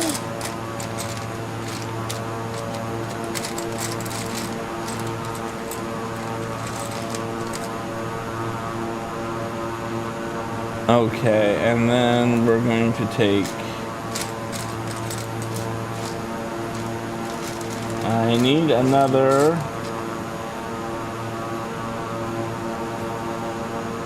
There it is.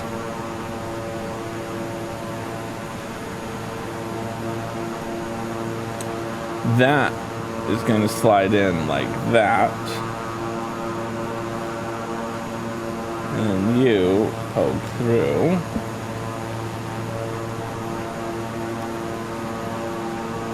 Like that. I'm assuming it's going to go all the way through.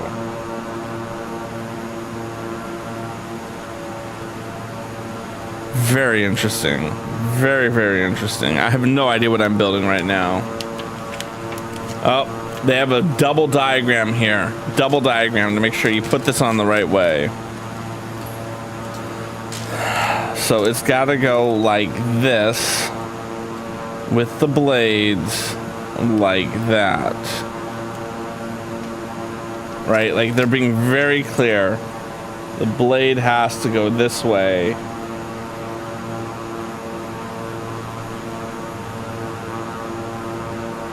Not the other way.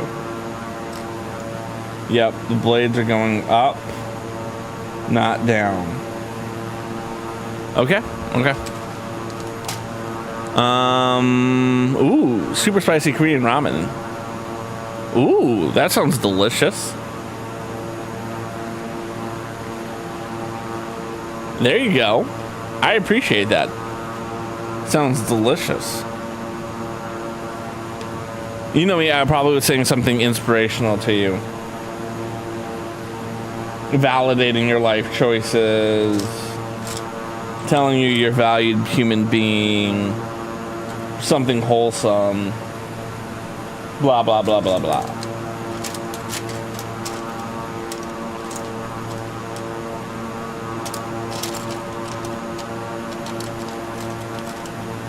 Okay.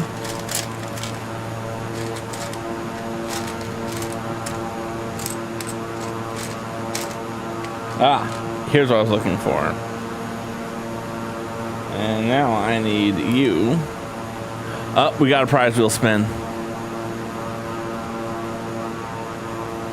Let's get the prize wheel out. We're gonna put this up over here. We're gonna be starting on number 13.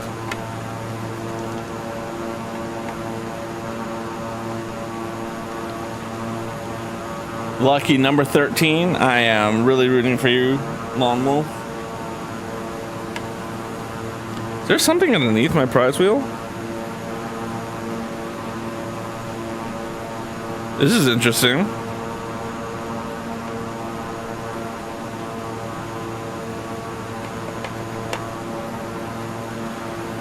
I feel like one of my kids had to have done something. There'd been a recent wave of gorgeous fashion models found naked and unconscious in laundromats in the West Side. Unfortunately, I was assigned to investigate holdups at neighborhood credit unions.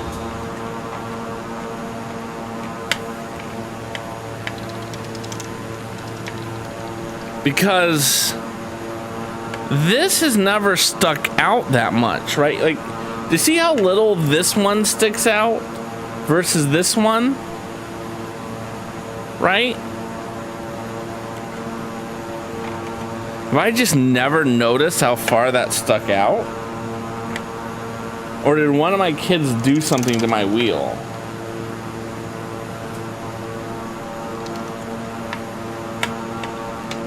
Yeah, I think one of my kids did something.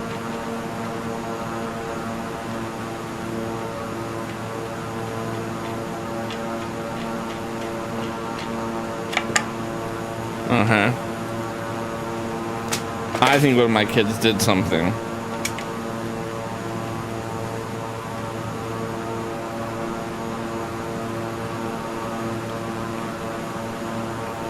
Sorry that we have to do this. She said, unfortunately. Yeah, it was fine, but like I noticed that it's wobbling right now, and it is not fine for me. Yeah, look at the size. Someone switched it. One of my kids. I will never admit it was me.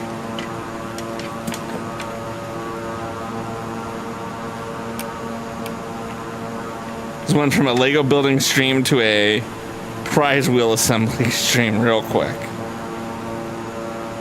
Okay. Now this goes down to that. And this slides in. Yeah, I bet you one of my kids took this apart and didn't realize they broke the cardinal sin of my rules, which is I don't care if you play with my stuff. Just if you break it, you gotta let me know. There we go. Okay. 13.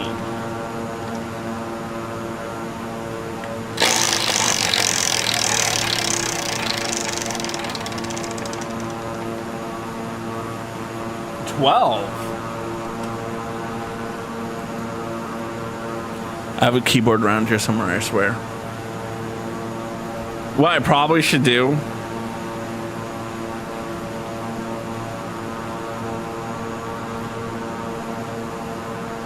I'm very glad you redeem it all the time, by the way. Congratulations! Oh, that has to do 25 squats, as I'm clearly doing. There you go. You deserve that. 25 too. My kids don't make it easy on me at all.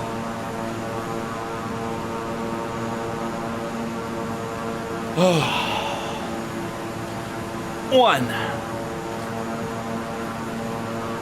2, 3, 4, 5, 6, 7, 8, 9, 10, 11, 12, 13, 14, 15, 16, 17, 18, 19, 20. 1, 2, 3, 4, 5.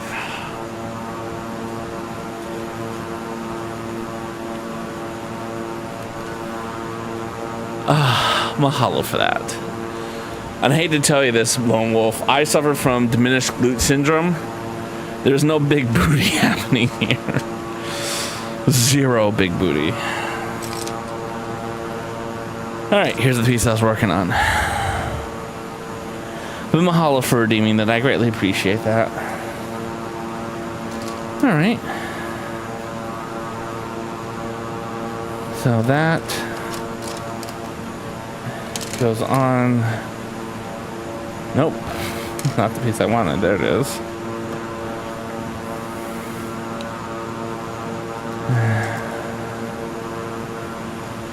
Alright, so that's going to go in there. It's diminished glute syndrome. It's a legitimate disease. Many people suffer from it.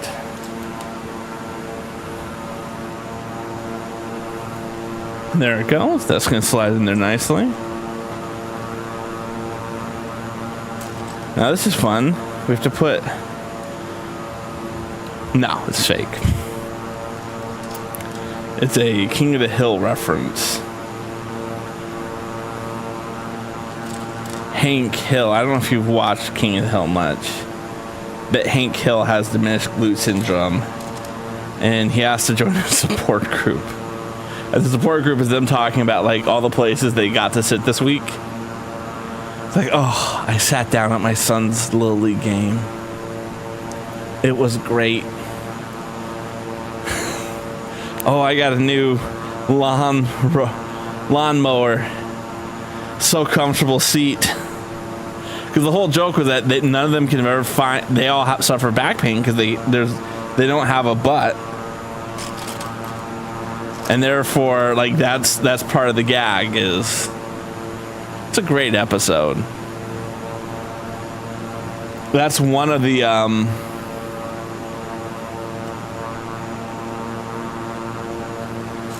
like when I think about like the things that I want to like add to clips on my show, King of the Hill is one of those ones. I'm gonna add a lot of King of the Hill when I get around to that. Very good. I like that.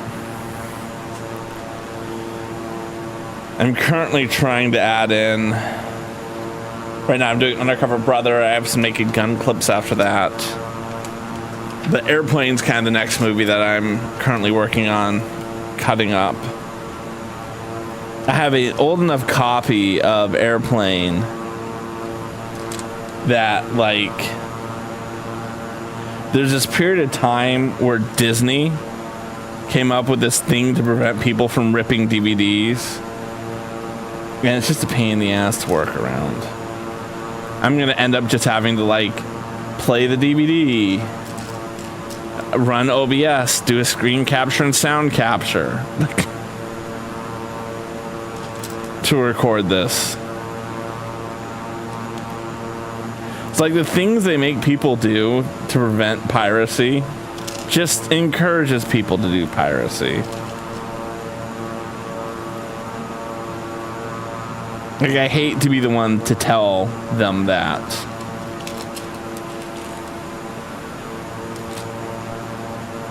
Like, I went and bought this movie for this one specific purpose, and y'all just making me do piracy now. I hope they're happy.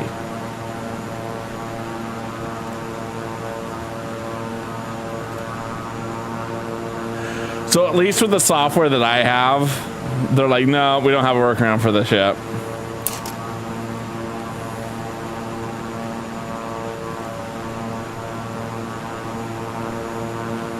I'm sure there are other ones that are better at it. I mean, that wasn't even a Disney movie. It's just Disney was the one who really pushed that process to get built. Ami has food. Did you have enough for everyone? And what did you get, more importantly?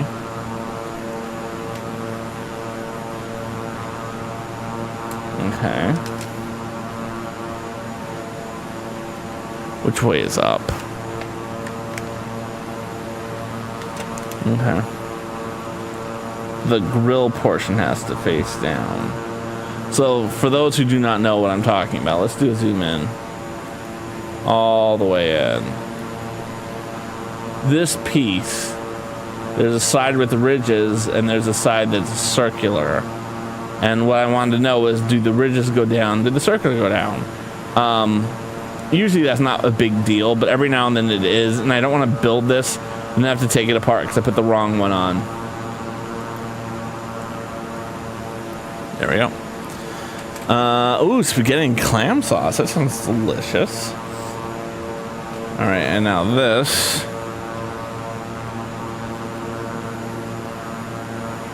Goes into that, like that.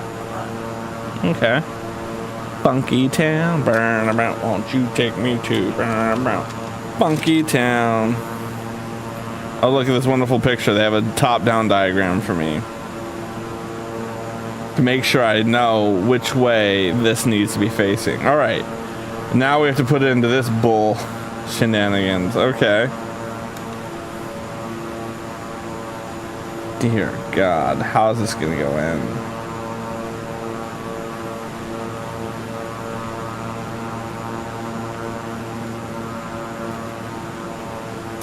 I don't even know what this connects onto. This has to go back here.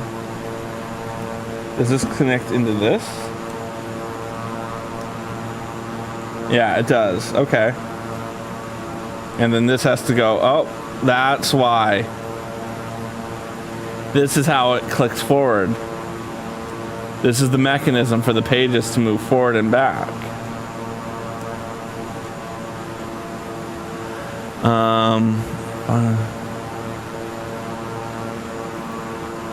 That's an interesting question.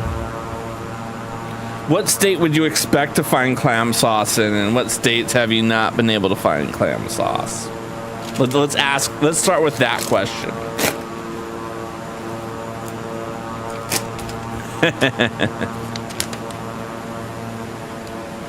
Angelina Jolie lips. There you go. Just gonna put that in your dating profile. All right, now you are gonna go in on top like this. Okay, so I think those two are close enough that it shouldn't be a problem. Right? Like, it shouldn't be. I know there are differences between Mass and New York, but especially because, like, if it was Boston and you couldn't find it, it'd be one thing. But, like, Western Mass, man, we're practically New York. Now, granted, if it was Long Island versus Albany, interesting.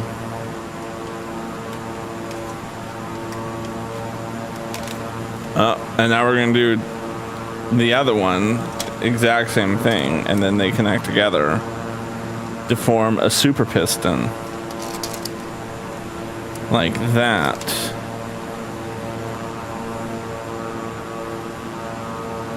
Boom, shaka laka. Alright, right, now we have 4 pistons working in unison. Oh yeah. Alright, I need a black Technique bar. Axle.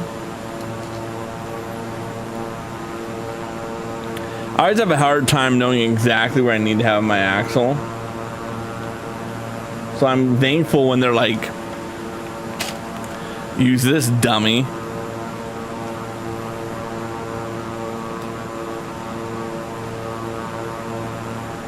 Yeah.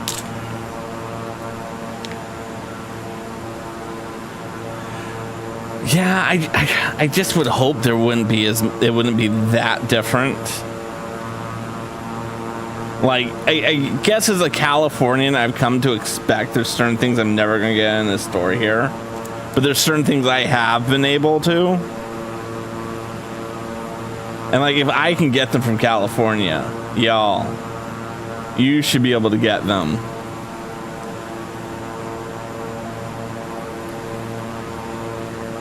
Alright, you're gonna go through here and into this. Like that. Next time I go grocery, where would I find it in the grocery store? Let's start with that. Like, where would you expect to find this thing?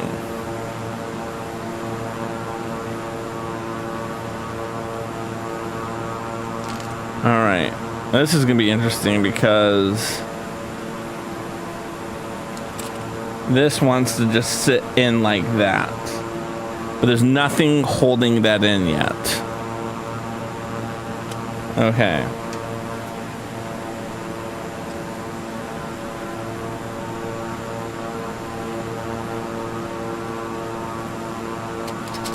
You and you.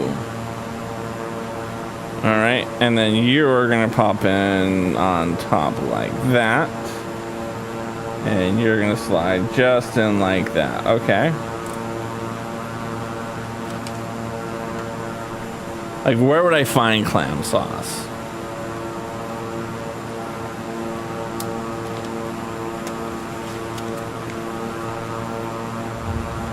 It's not with tuna out of the can fish.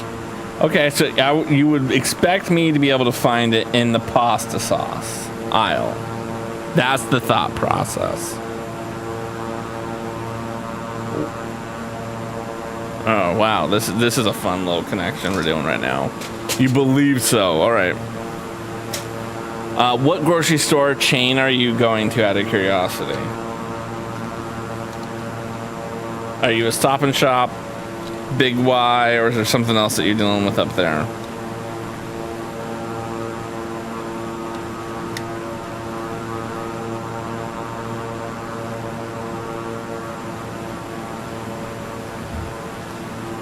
Hanford Market, but yeah. So we don't have either of those here.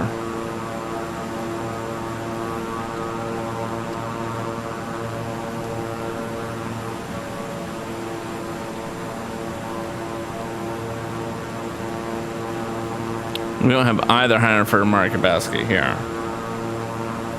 Jeez, I love how this is like, just plug it in. I'm like, but where? Okay. There it goes. I just plugged it in.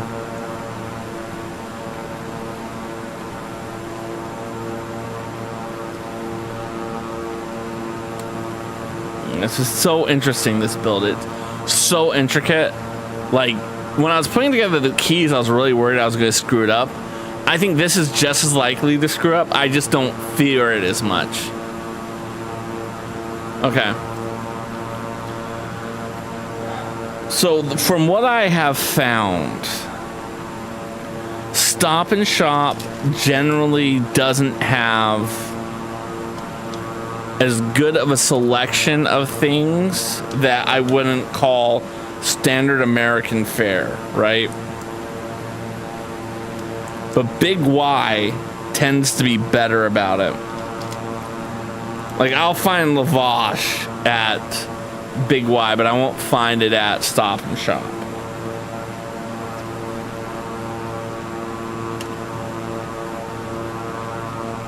Okay. And I'm not saying lavash is some exotic bread that is the end-all for whether or not you have a respectable shopping experience. I'm just saying lavash is kind of the example. like when there's like a product that I find that I want to make that I feel like, ooh, this wouldn't be at every grocery store in the world. I tend to go to Big Y for that. Lavash, you know, I don't want to get it wrong, so we're gonna take a hot second and look up what lavash is. I have it all the time, literally every day. Lavash is a flatbread. It is a thin flatbread, usually leavened, traditionally baked in a tandoor or on a sage, and common to the cuisines of the South Caucasus, Western Asia, and the areas surrounding the Caspian Sea. So it's a type of like Armenian bread that's unleavened, so it doesn't raise. Lavash is one of the most widespread types of bread in Armenia, Uzbekistan, Iran, and Turkey. Traditional recipe can adapt to the modern kitchen by using griddle or wok as opposed to a tandoor. In 2014, lavash, the preparation, meaning, and appearance of traditional bread as an expression of the culture in Armenia, was inscribed in the UNESCO representative list of intangible cultural heritage of humanity.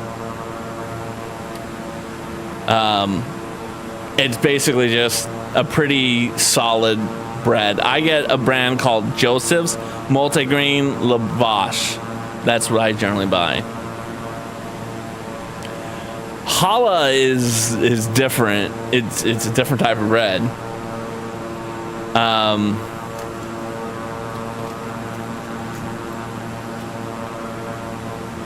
But yeah, I wouldn't expect to find, like, maybe you would get lavash at a Stop and Shop. Heck, you can get lavash at a Walmart. You get it at Walmart. Again, not trying to gatekeep whether or not the place that you eat at, but I just historically have found Stop and Shop not to,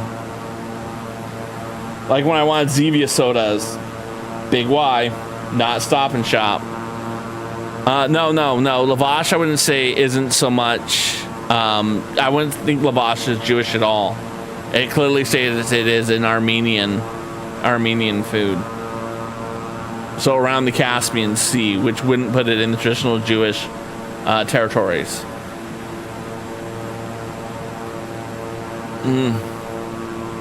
Again, I've never looked for it. I feel like, I know where I would get clam sauce, believe it or not. So we have a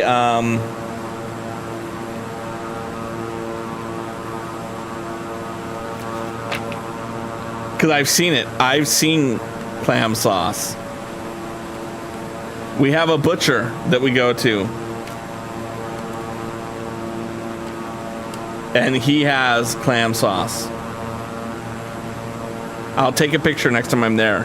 It's probably not good clam sauce. I don't know what is good clam sauce.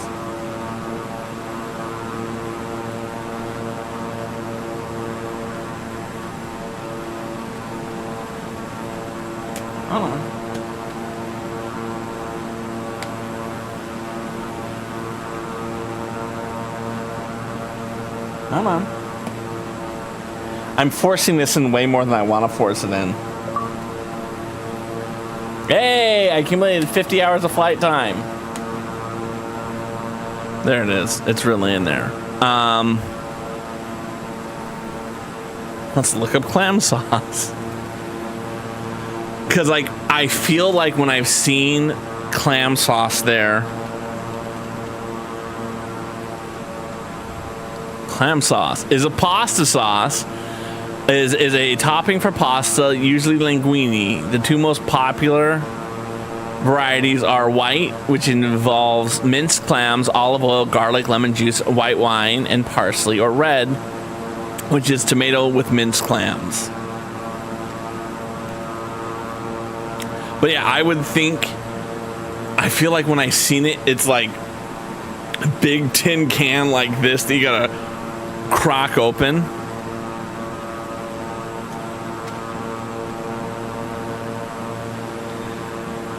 Yeah, I'll next time I'm at Arnold's, which is going to be next weekend, I will try to remember to get you a photo of it. But it is going to be a big honking can. But again, they carry a lot of those not saying those types, but Arnold's, which is the name of the butcher that we go to, they just carry a lot of stuff like that I can't find anywhere else, which is one of the reasons we really like them. And then you get like used to finding that item there, and then they go out of stock of that item for like 8 years, and then you forget it exists, and then it comes back to you and you're like, yes, all is well with the world.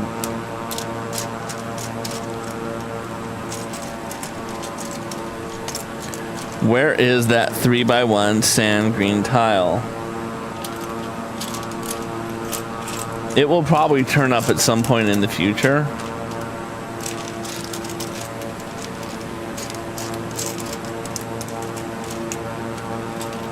And I'm just gonna remember this is where it goes. We're missing a sand 3x1. Yeah, no, I'm thinking the one that they have, because there are a rest. They do not only selling to a lot of like individuals, but they do have a thriving business community in terms of people who run businesses shop there for their store. So like I feel like they have it in stock for like restaurants. They don't have it in stock for me. 119.7 Beechcraft 801. They have it in stock for the restaurants. I just happen to be a byproduct of it.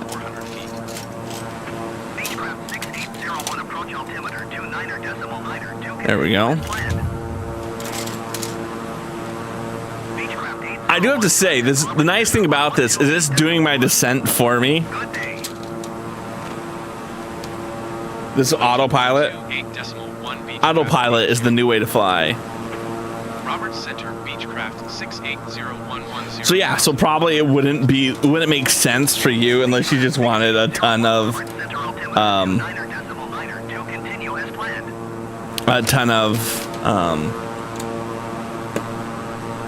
whatchamacallit, a ton of clam sauce at once to buy it from them, because you're buying it probably in like a 50-gallon jug at a time.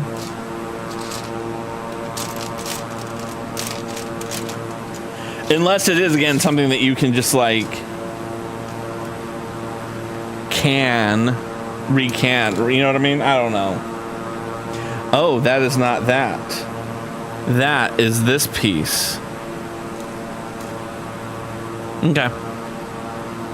Excellent. I will check. You know me, I will check it after stream while I'm doing my Duolingo. All right. We got that together. This was a little slope piece, by the way. We're down to under 10,000 feet, by the way. We're making a good descent into the town. We're going to Freetown. Turn back on GPS tracking. All right, and now we have to add some of these back in. Again, we're just kind of making a good little back row back here.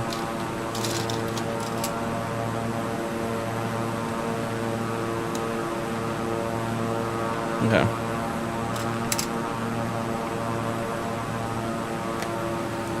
All right, and then we have these two long ones, which are going to go in there. And then I have two of these sand green tiles. I do have to say, this is a beautiful set. I really do like this set. So anyone who is interested in buying this set, I wholeheartedly endorse it. Ooh, look at this. We're building a bumper.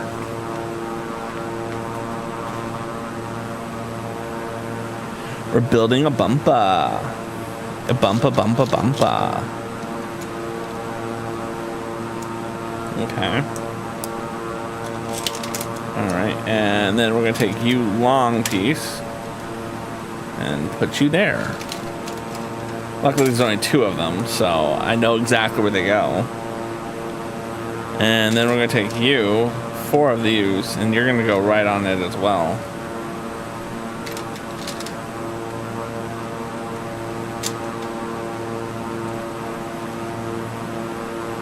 Okay.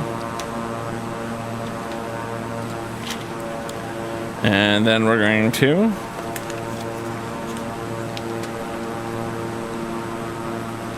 just holding twisty tie and holding up. Aww.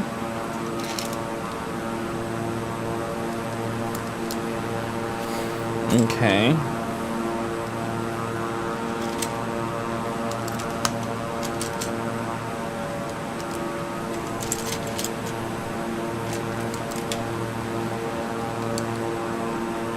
There we go. And you, this is, I mean, it's been such a fun build. And again, I think one of the things that's gonna make this set hold a really high resale value, not that I am ever in the business of reselling my Lego pieces, is that's a lot of like this one color. And who knows how many of these sand green tiles are out in the wild, right? Like one of the more expensive Lego trains out there from resale market is this one called the Emerald Knight or something like that. And one of the reasons it's so expensive is because it's the only set that has this one color of this one thing.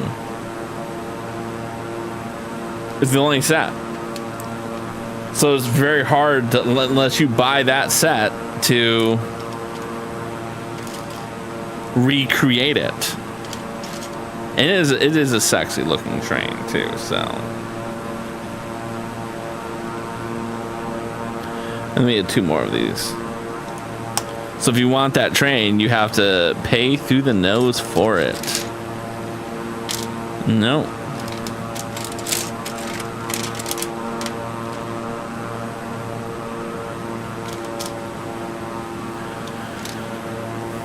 Two,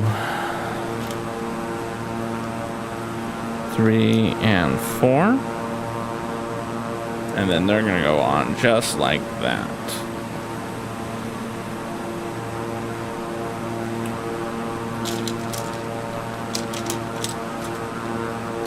Oh, here's that 3x1 I was missing earlier. There we go. And I knew it would pop up as I got rid of more of these pieces. I knew that piece would pop up. I just had to keep on trucking. Beechcraft 801, contact Freetown approach. We're down to 5,000 feet. We're doing good. Good day. Thank you for all your hard work out there, Autopilot. 119er, decimal 1 Beechcraft 801. There we go. Freetown approach. Lovely. Beechcraft 6801, 5,500 feet. And then that's going to pop just on nicely. 01, Freetown approach altimeter 29er.9er2. Continue as planned.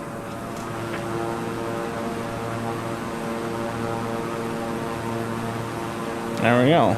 Look at that. That fits so snugly on the back. Look at that. Very smooth. Would you sell more? I mean, I should have known we had more. We have a ton of pieces over here still. I'm assuming this is the right piece. We're just going to make assumptions at this point.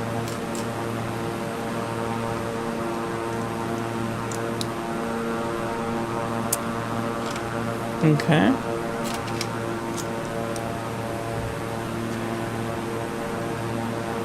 Although I think we're almost at the part where I want to take off autopilot and start landing.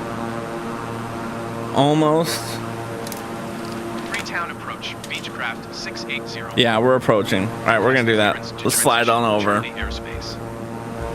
Beechcraft 6801, Freetown approach. Cleared through the Charlie airspace. Cleared through Charlie airspace. Beechcraft 801. Yeah. Okay. All right.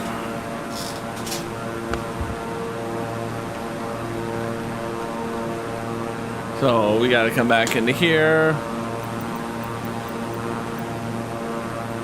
Flight assistant.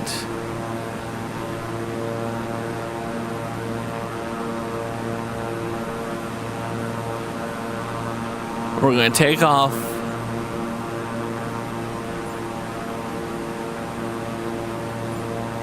There it goes, and boom. There we go. No.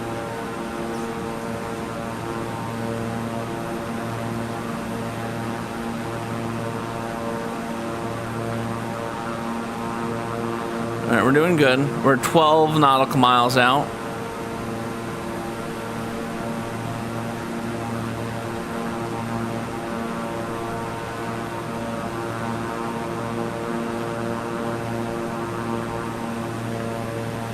We're doing good.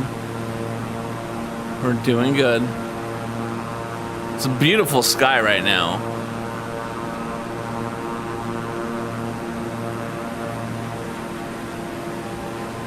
Let's see which way this airport's pointing us. Okay.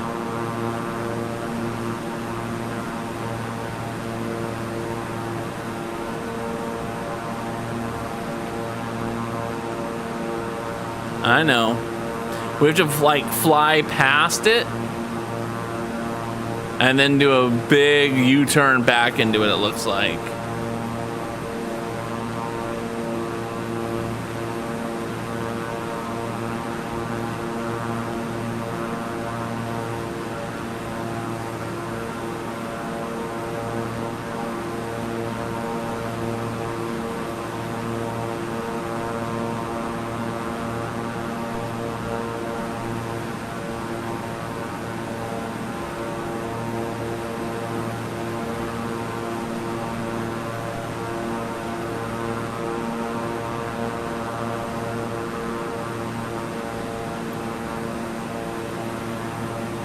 Okay.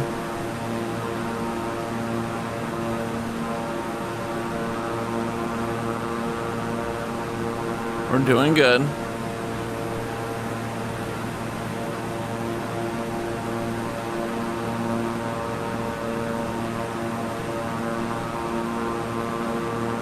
I mean, if I was doing this my style, I would have come in and not cared about this right approach.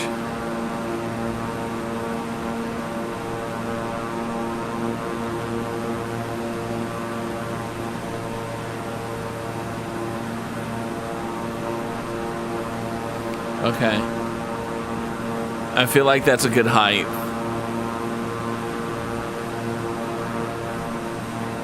And now we're going to start our rotate around, by the way.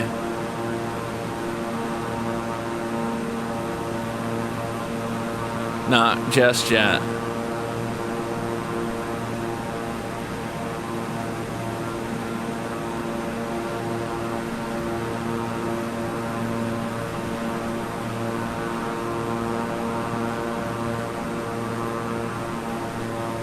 All right, let's begin our swoop around.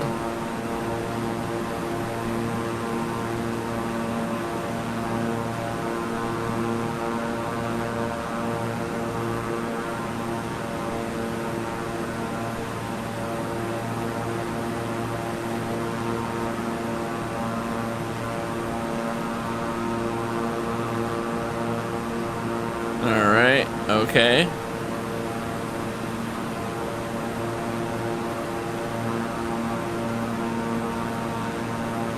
We're doing good.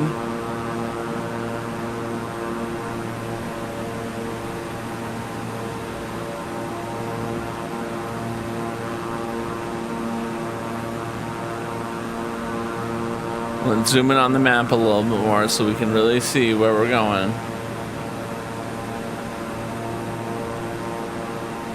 This is a good swoop. I'm actually controlling the plane for people who are concerned. All right, let's go sharper turn, and we'll pull up a little bit.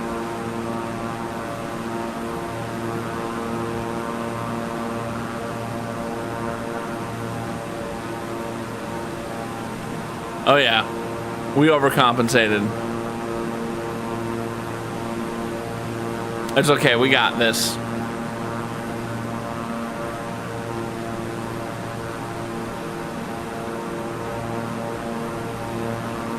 We got this.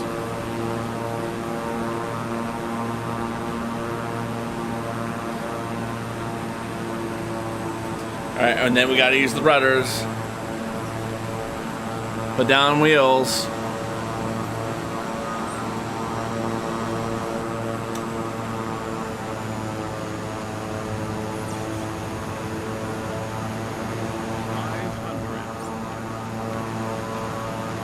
Alright, we're almost there, we're almost there.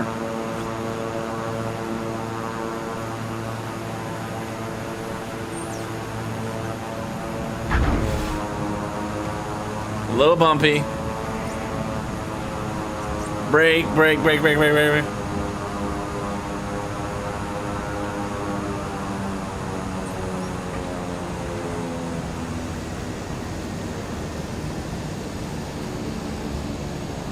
And we're on the tarmac. That counts. Beautiful. And then we'll put on that boom. We'll let them do what they need to do to get our plane to where it needs to go.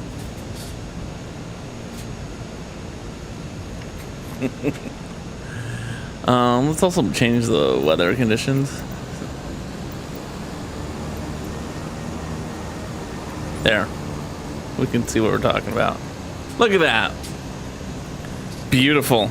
Alright, let's get back to building. Okay. Well, that was slightly more fun, I think, than normal. Like, it's really what I want to do is I want to practice landings and takeoffs. The stuff in the middle I don't care so much about.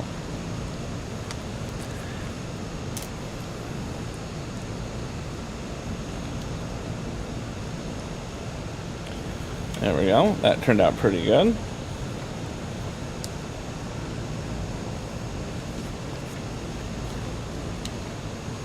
Okay, and then we have to get these technique pins.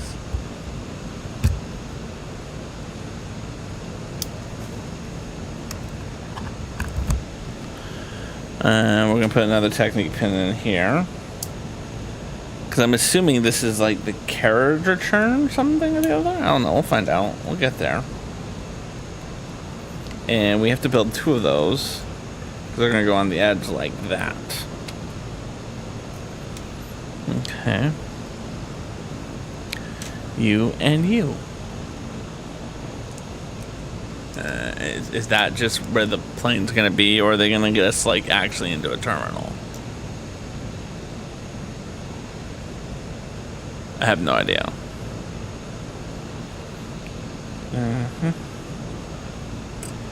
Oh, and then I need to put the blue on top. Like that.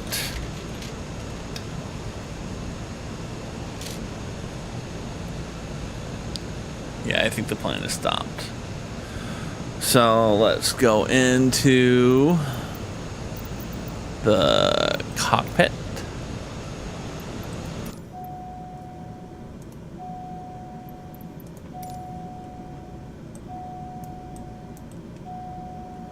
There we go.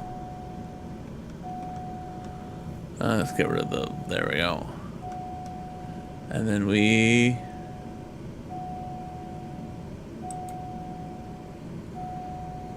inoperative, starter engine, battery.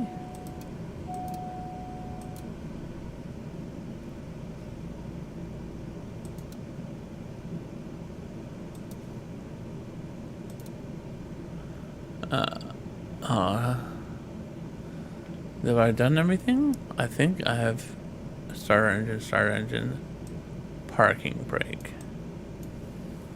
And that's control period.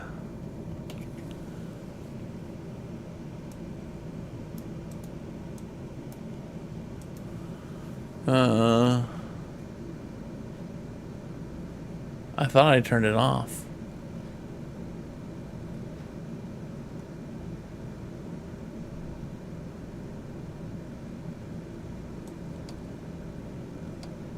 That doesn't do anything.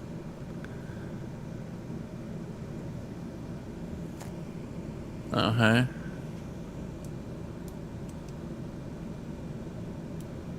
I like that I figured out how to do this, by the way, so I can look around.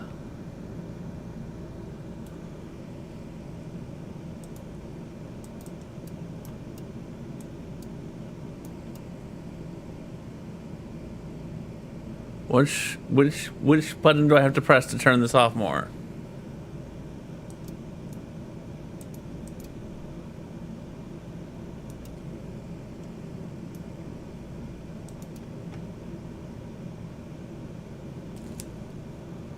I don't know what I'm supposed to do now.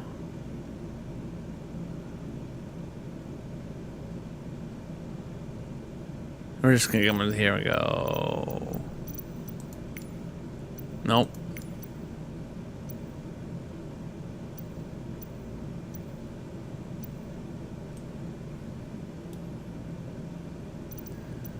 I think it's just escape to get to the main menu. Aloha, Blazer. How are you doing, friend? How's whatchamacallit treating you? There we go. Yeah, that works. How are you doing? It's been a while since I've seen you, unfortunately. I blame myself with my new stream schedule. But y'all, if you guys don't know Blazer, check him out. Good dude. Good dude all around. Super supportive. Super friendly. Can't go wrong. How was Apex Legends treating you, by the way? All right, and now we can pop that on the edge like that. Look at that. That's fancy schmancy. All right. Next, we got to build some sort of like cover things to go on. And that's going to go right in the middle. Although I probably, to be safe, want to actually do the other pieces to make sure I put things in the right places. Right?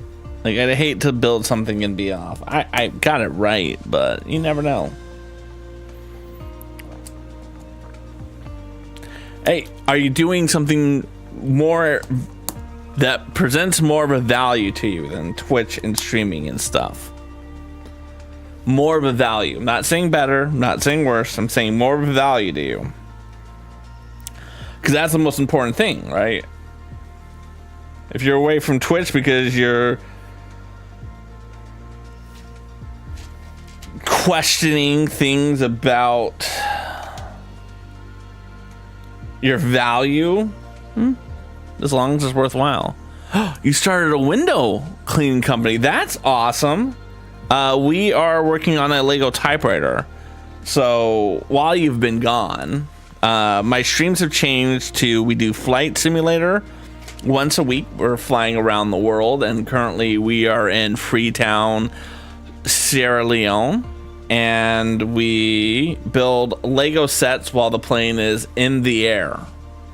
So we just landed, we just kind of turned everything off, and now we are building this portion of the LEGO typewriter.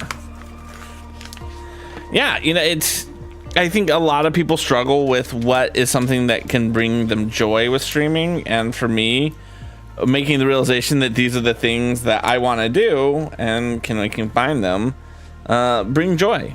So it's a good time. I'm happy with the decision to start doing that, even if sometimes it is very frustrating when I can't get a LEGO set working right. I'm only streaming once a week now, so I'm down from what I used to be doing, which was 3 times a week, which is fine. All right, and then that scissor's gonna go right onto there like that. Nice.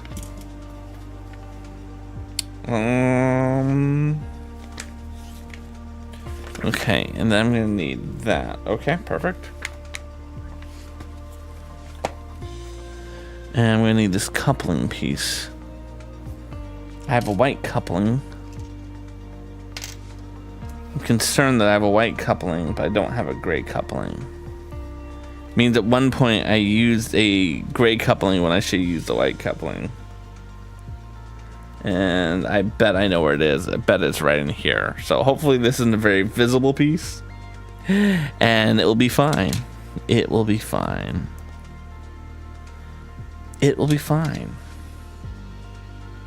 It'll add character to it. Oh, we're doing a prize wheel. Let me just put that piece in, and let's get the prize wheel out. And you want me to start on number 16.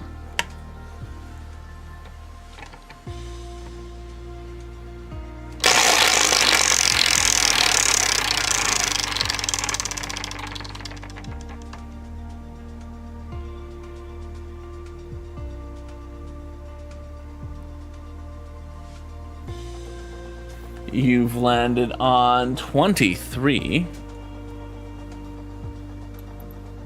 Oh, mahalo for that. 23, what'd you win? Congratulations! Daddy has to do blind building. So where he puts a cloth over his hands and he has to feel the pieces. And he has to do 5 steps without looking at the pieces he is gonna put on. And see how well he does. Yay.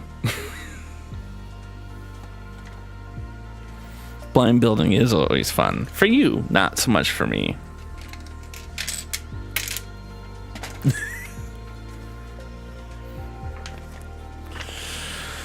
All right. I need to move my daughter real quick, so we're going to be right back, but I will do this as soon as I'm back. Dad will be right back. Dad will be right back. He might use the bathroom. He might get a snack. He might move Audrey. He might move Sam to his bedroom. He might move Maggie. He might go to get a snack or a drink in 5 minutes. He might be right back in 1 minute or 2 minutes. 3 minutes. 4 minutes. 5 minutes. 6 minutes. 7 minutes. 8 minutes. 9 minutes. 10 minutes. Or an hour. If you see a streamer's name pop up in the chat, he might come to rate someone. He might just come to go. He might just come to go to the bathroom also. And please don't say he needs to go poop. And was ready for the grand finale. And we all chat. He's gonna be right back. He's gonna be right back. Dad will be right back. Dad will be right back. He might use the bathroom. He might get a snack. He might move Audrey. He might move Sam to his bedroom. He might move Maggie. He might go to get a snack or a drink in 5 minutes. He might be right back in 1 minute or 2 minutes. 3 minutes. 4 minutes. 5 minutes. 6 minutes. 7 minutes. 8 minutes. 9 minutes. 10 minutes. Or an hour. If you see a streamer's name pop up in the chat, he might come to rate someone. He might just come to go. He might just come to go to the bathroom also. And please don't say he needs to go poop. And was ready for the grand finale. And we all chat. He's gonna be right. All right, there I am. I'm back. Welcome back. Oh, mahalo. I do appreciate that. All right. We will slide this over here. Get out our blind building bag.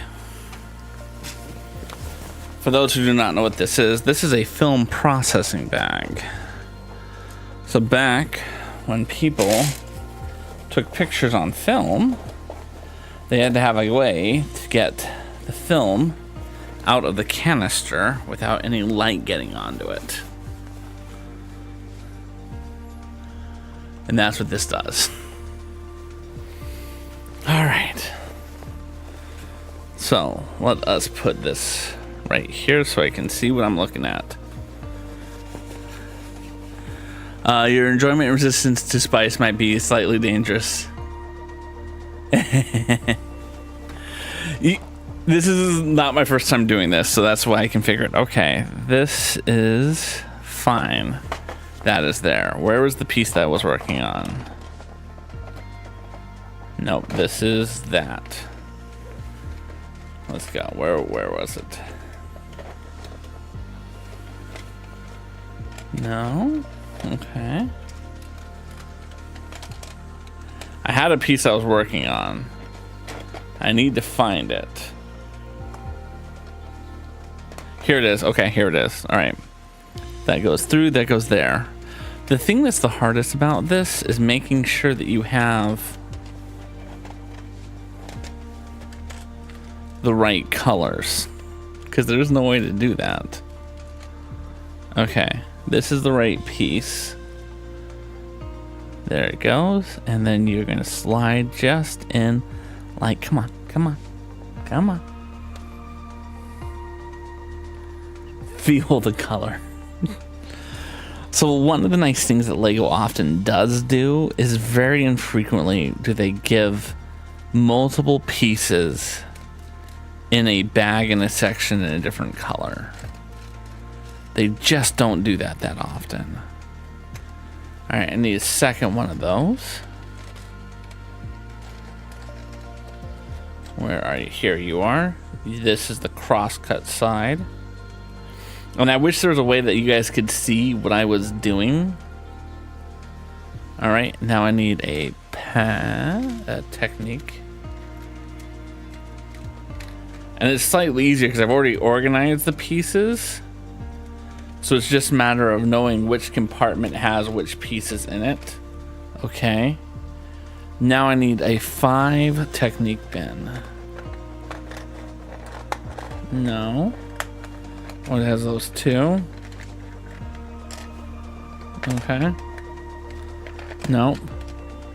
Do you know who a Jinx is? No, I don't think I know who Jinx is. Okay. Here it is. Okay, perfect. 5. All right. Now, this gets to get connected on like... Okay, so if that is like that...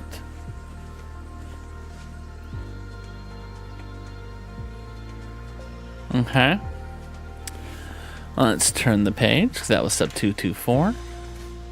Alright, it has to come out of the bag because I can't. So we'll take this piece out, because I want to do a little more. Because I feel like you didn't get your money's worth. So this is what we just built inside the bag. This little arm here. That is then going to get plugged in. Where does it get into this?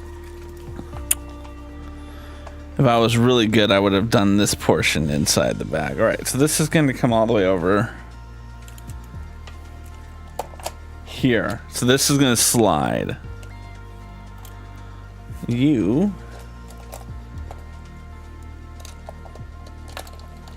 and you. How the hell? Okay, okay. And that's how that's gonna go on there. Okay.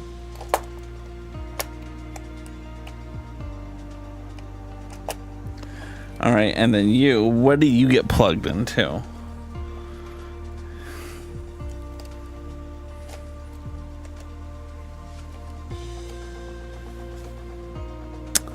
Okay, so I got that on the wrong way there. It has to go in like you. And then you're gonna go into that last one there.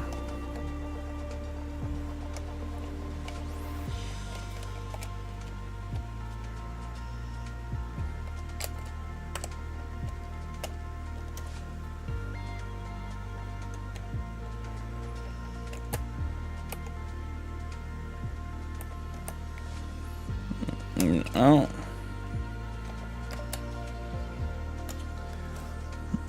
Okay. Oh, like that. Like, there it goes. Okay. Okay.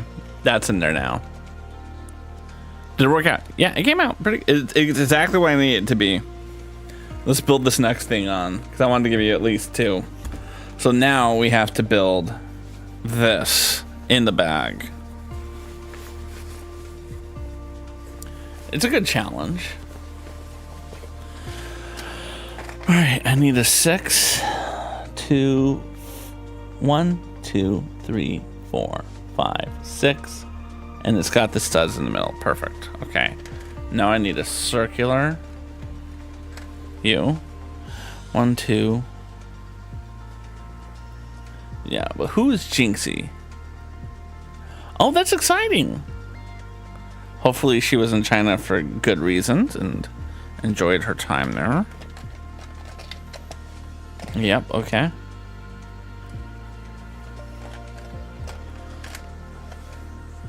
Okay. And now we need... Okay. He's the #1 subscribed Twitch streamer? Never heard of him. Not saying that means anything. I'm a 44-year-old dad. I'm not Twitch's main demographic by a long shot. Okay. So I have that. I need that in a second. So we're going to put that into this bin, because this is the bin where I'm going to put the pieces that I need. I need to get some 4s. Oh, there you go. All right, and now I can put you on. And now let's get one more. Where's the next one? There you are. That must have been nice for her to be able to spend time with her boyfriend. Okay, and then that's gonna go on like that. There, okay. And then this has to go like that. There it goes, perfect. And then we have to do 2 more. Okay.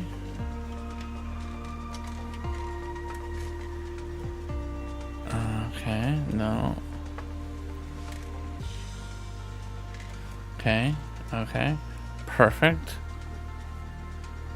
And then you are going to go on like that. And you're gonna go... Nope, I just popped that part out. Alright. Let's see how we did. Voila.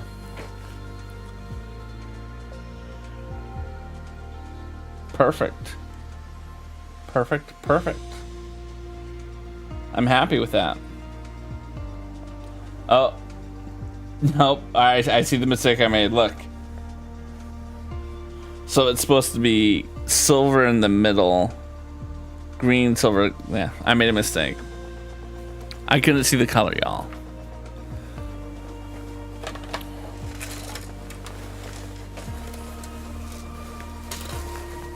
Alright. Sorry I'm late. Forgive me for bringing the kids. I couldn't get a sitter. Please have a seat. As I was saying, in a world of predominantly male-oriented psychology, it was only natural to arrive at the term P.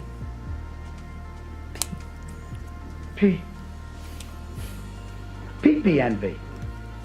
It's only logical that we'd end up with PPNV.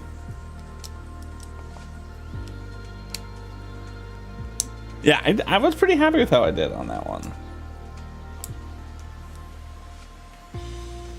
Okay, you. And then you. It's funny because it was like the thing that I needed to be paying attention for in that feel was this hole. That's what I was trying to feel for. And that's why it matters that I had to where they go. It's because the hole has to be able to, you have to see through the hole. And I couldn't feel for that hole well enough.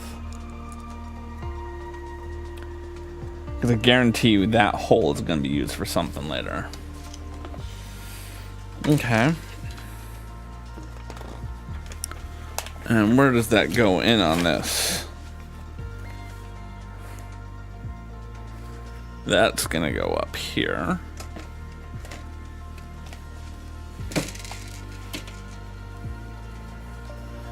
That's gonna go right up on that.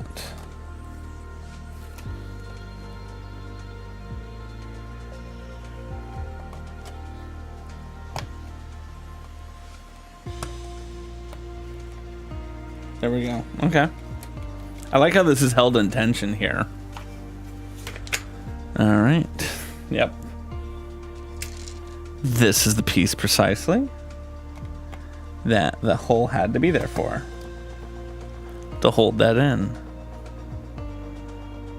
And then I need that. Just gonna click in like that.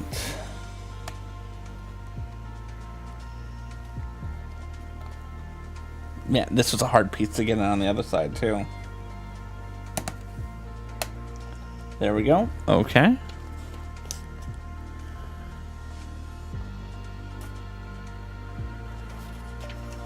All right.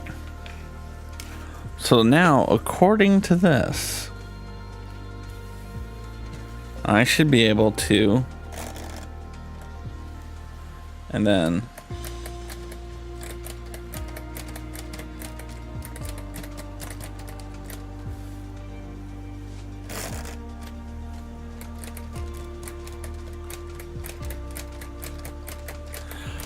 have fun, my friend. Mahalo for being here.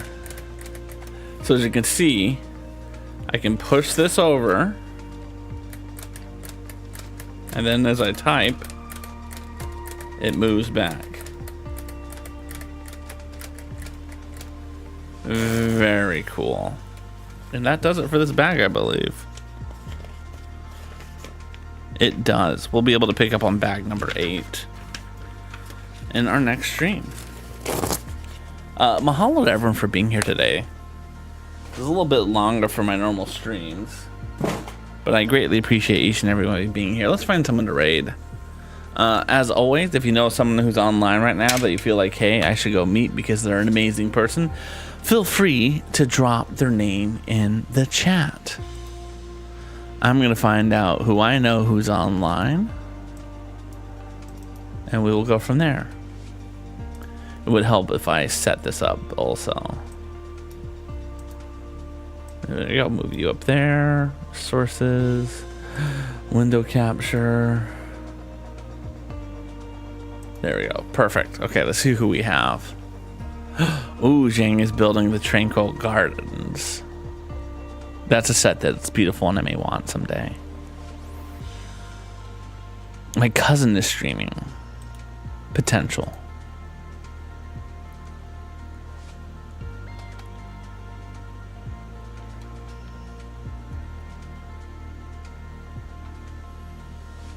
So really, it's a question of, is any one of these people more appealing for me to raid than my cousin right now?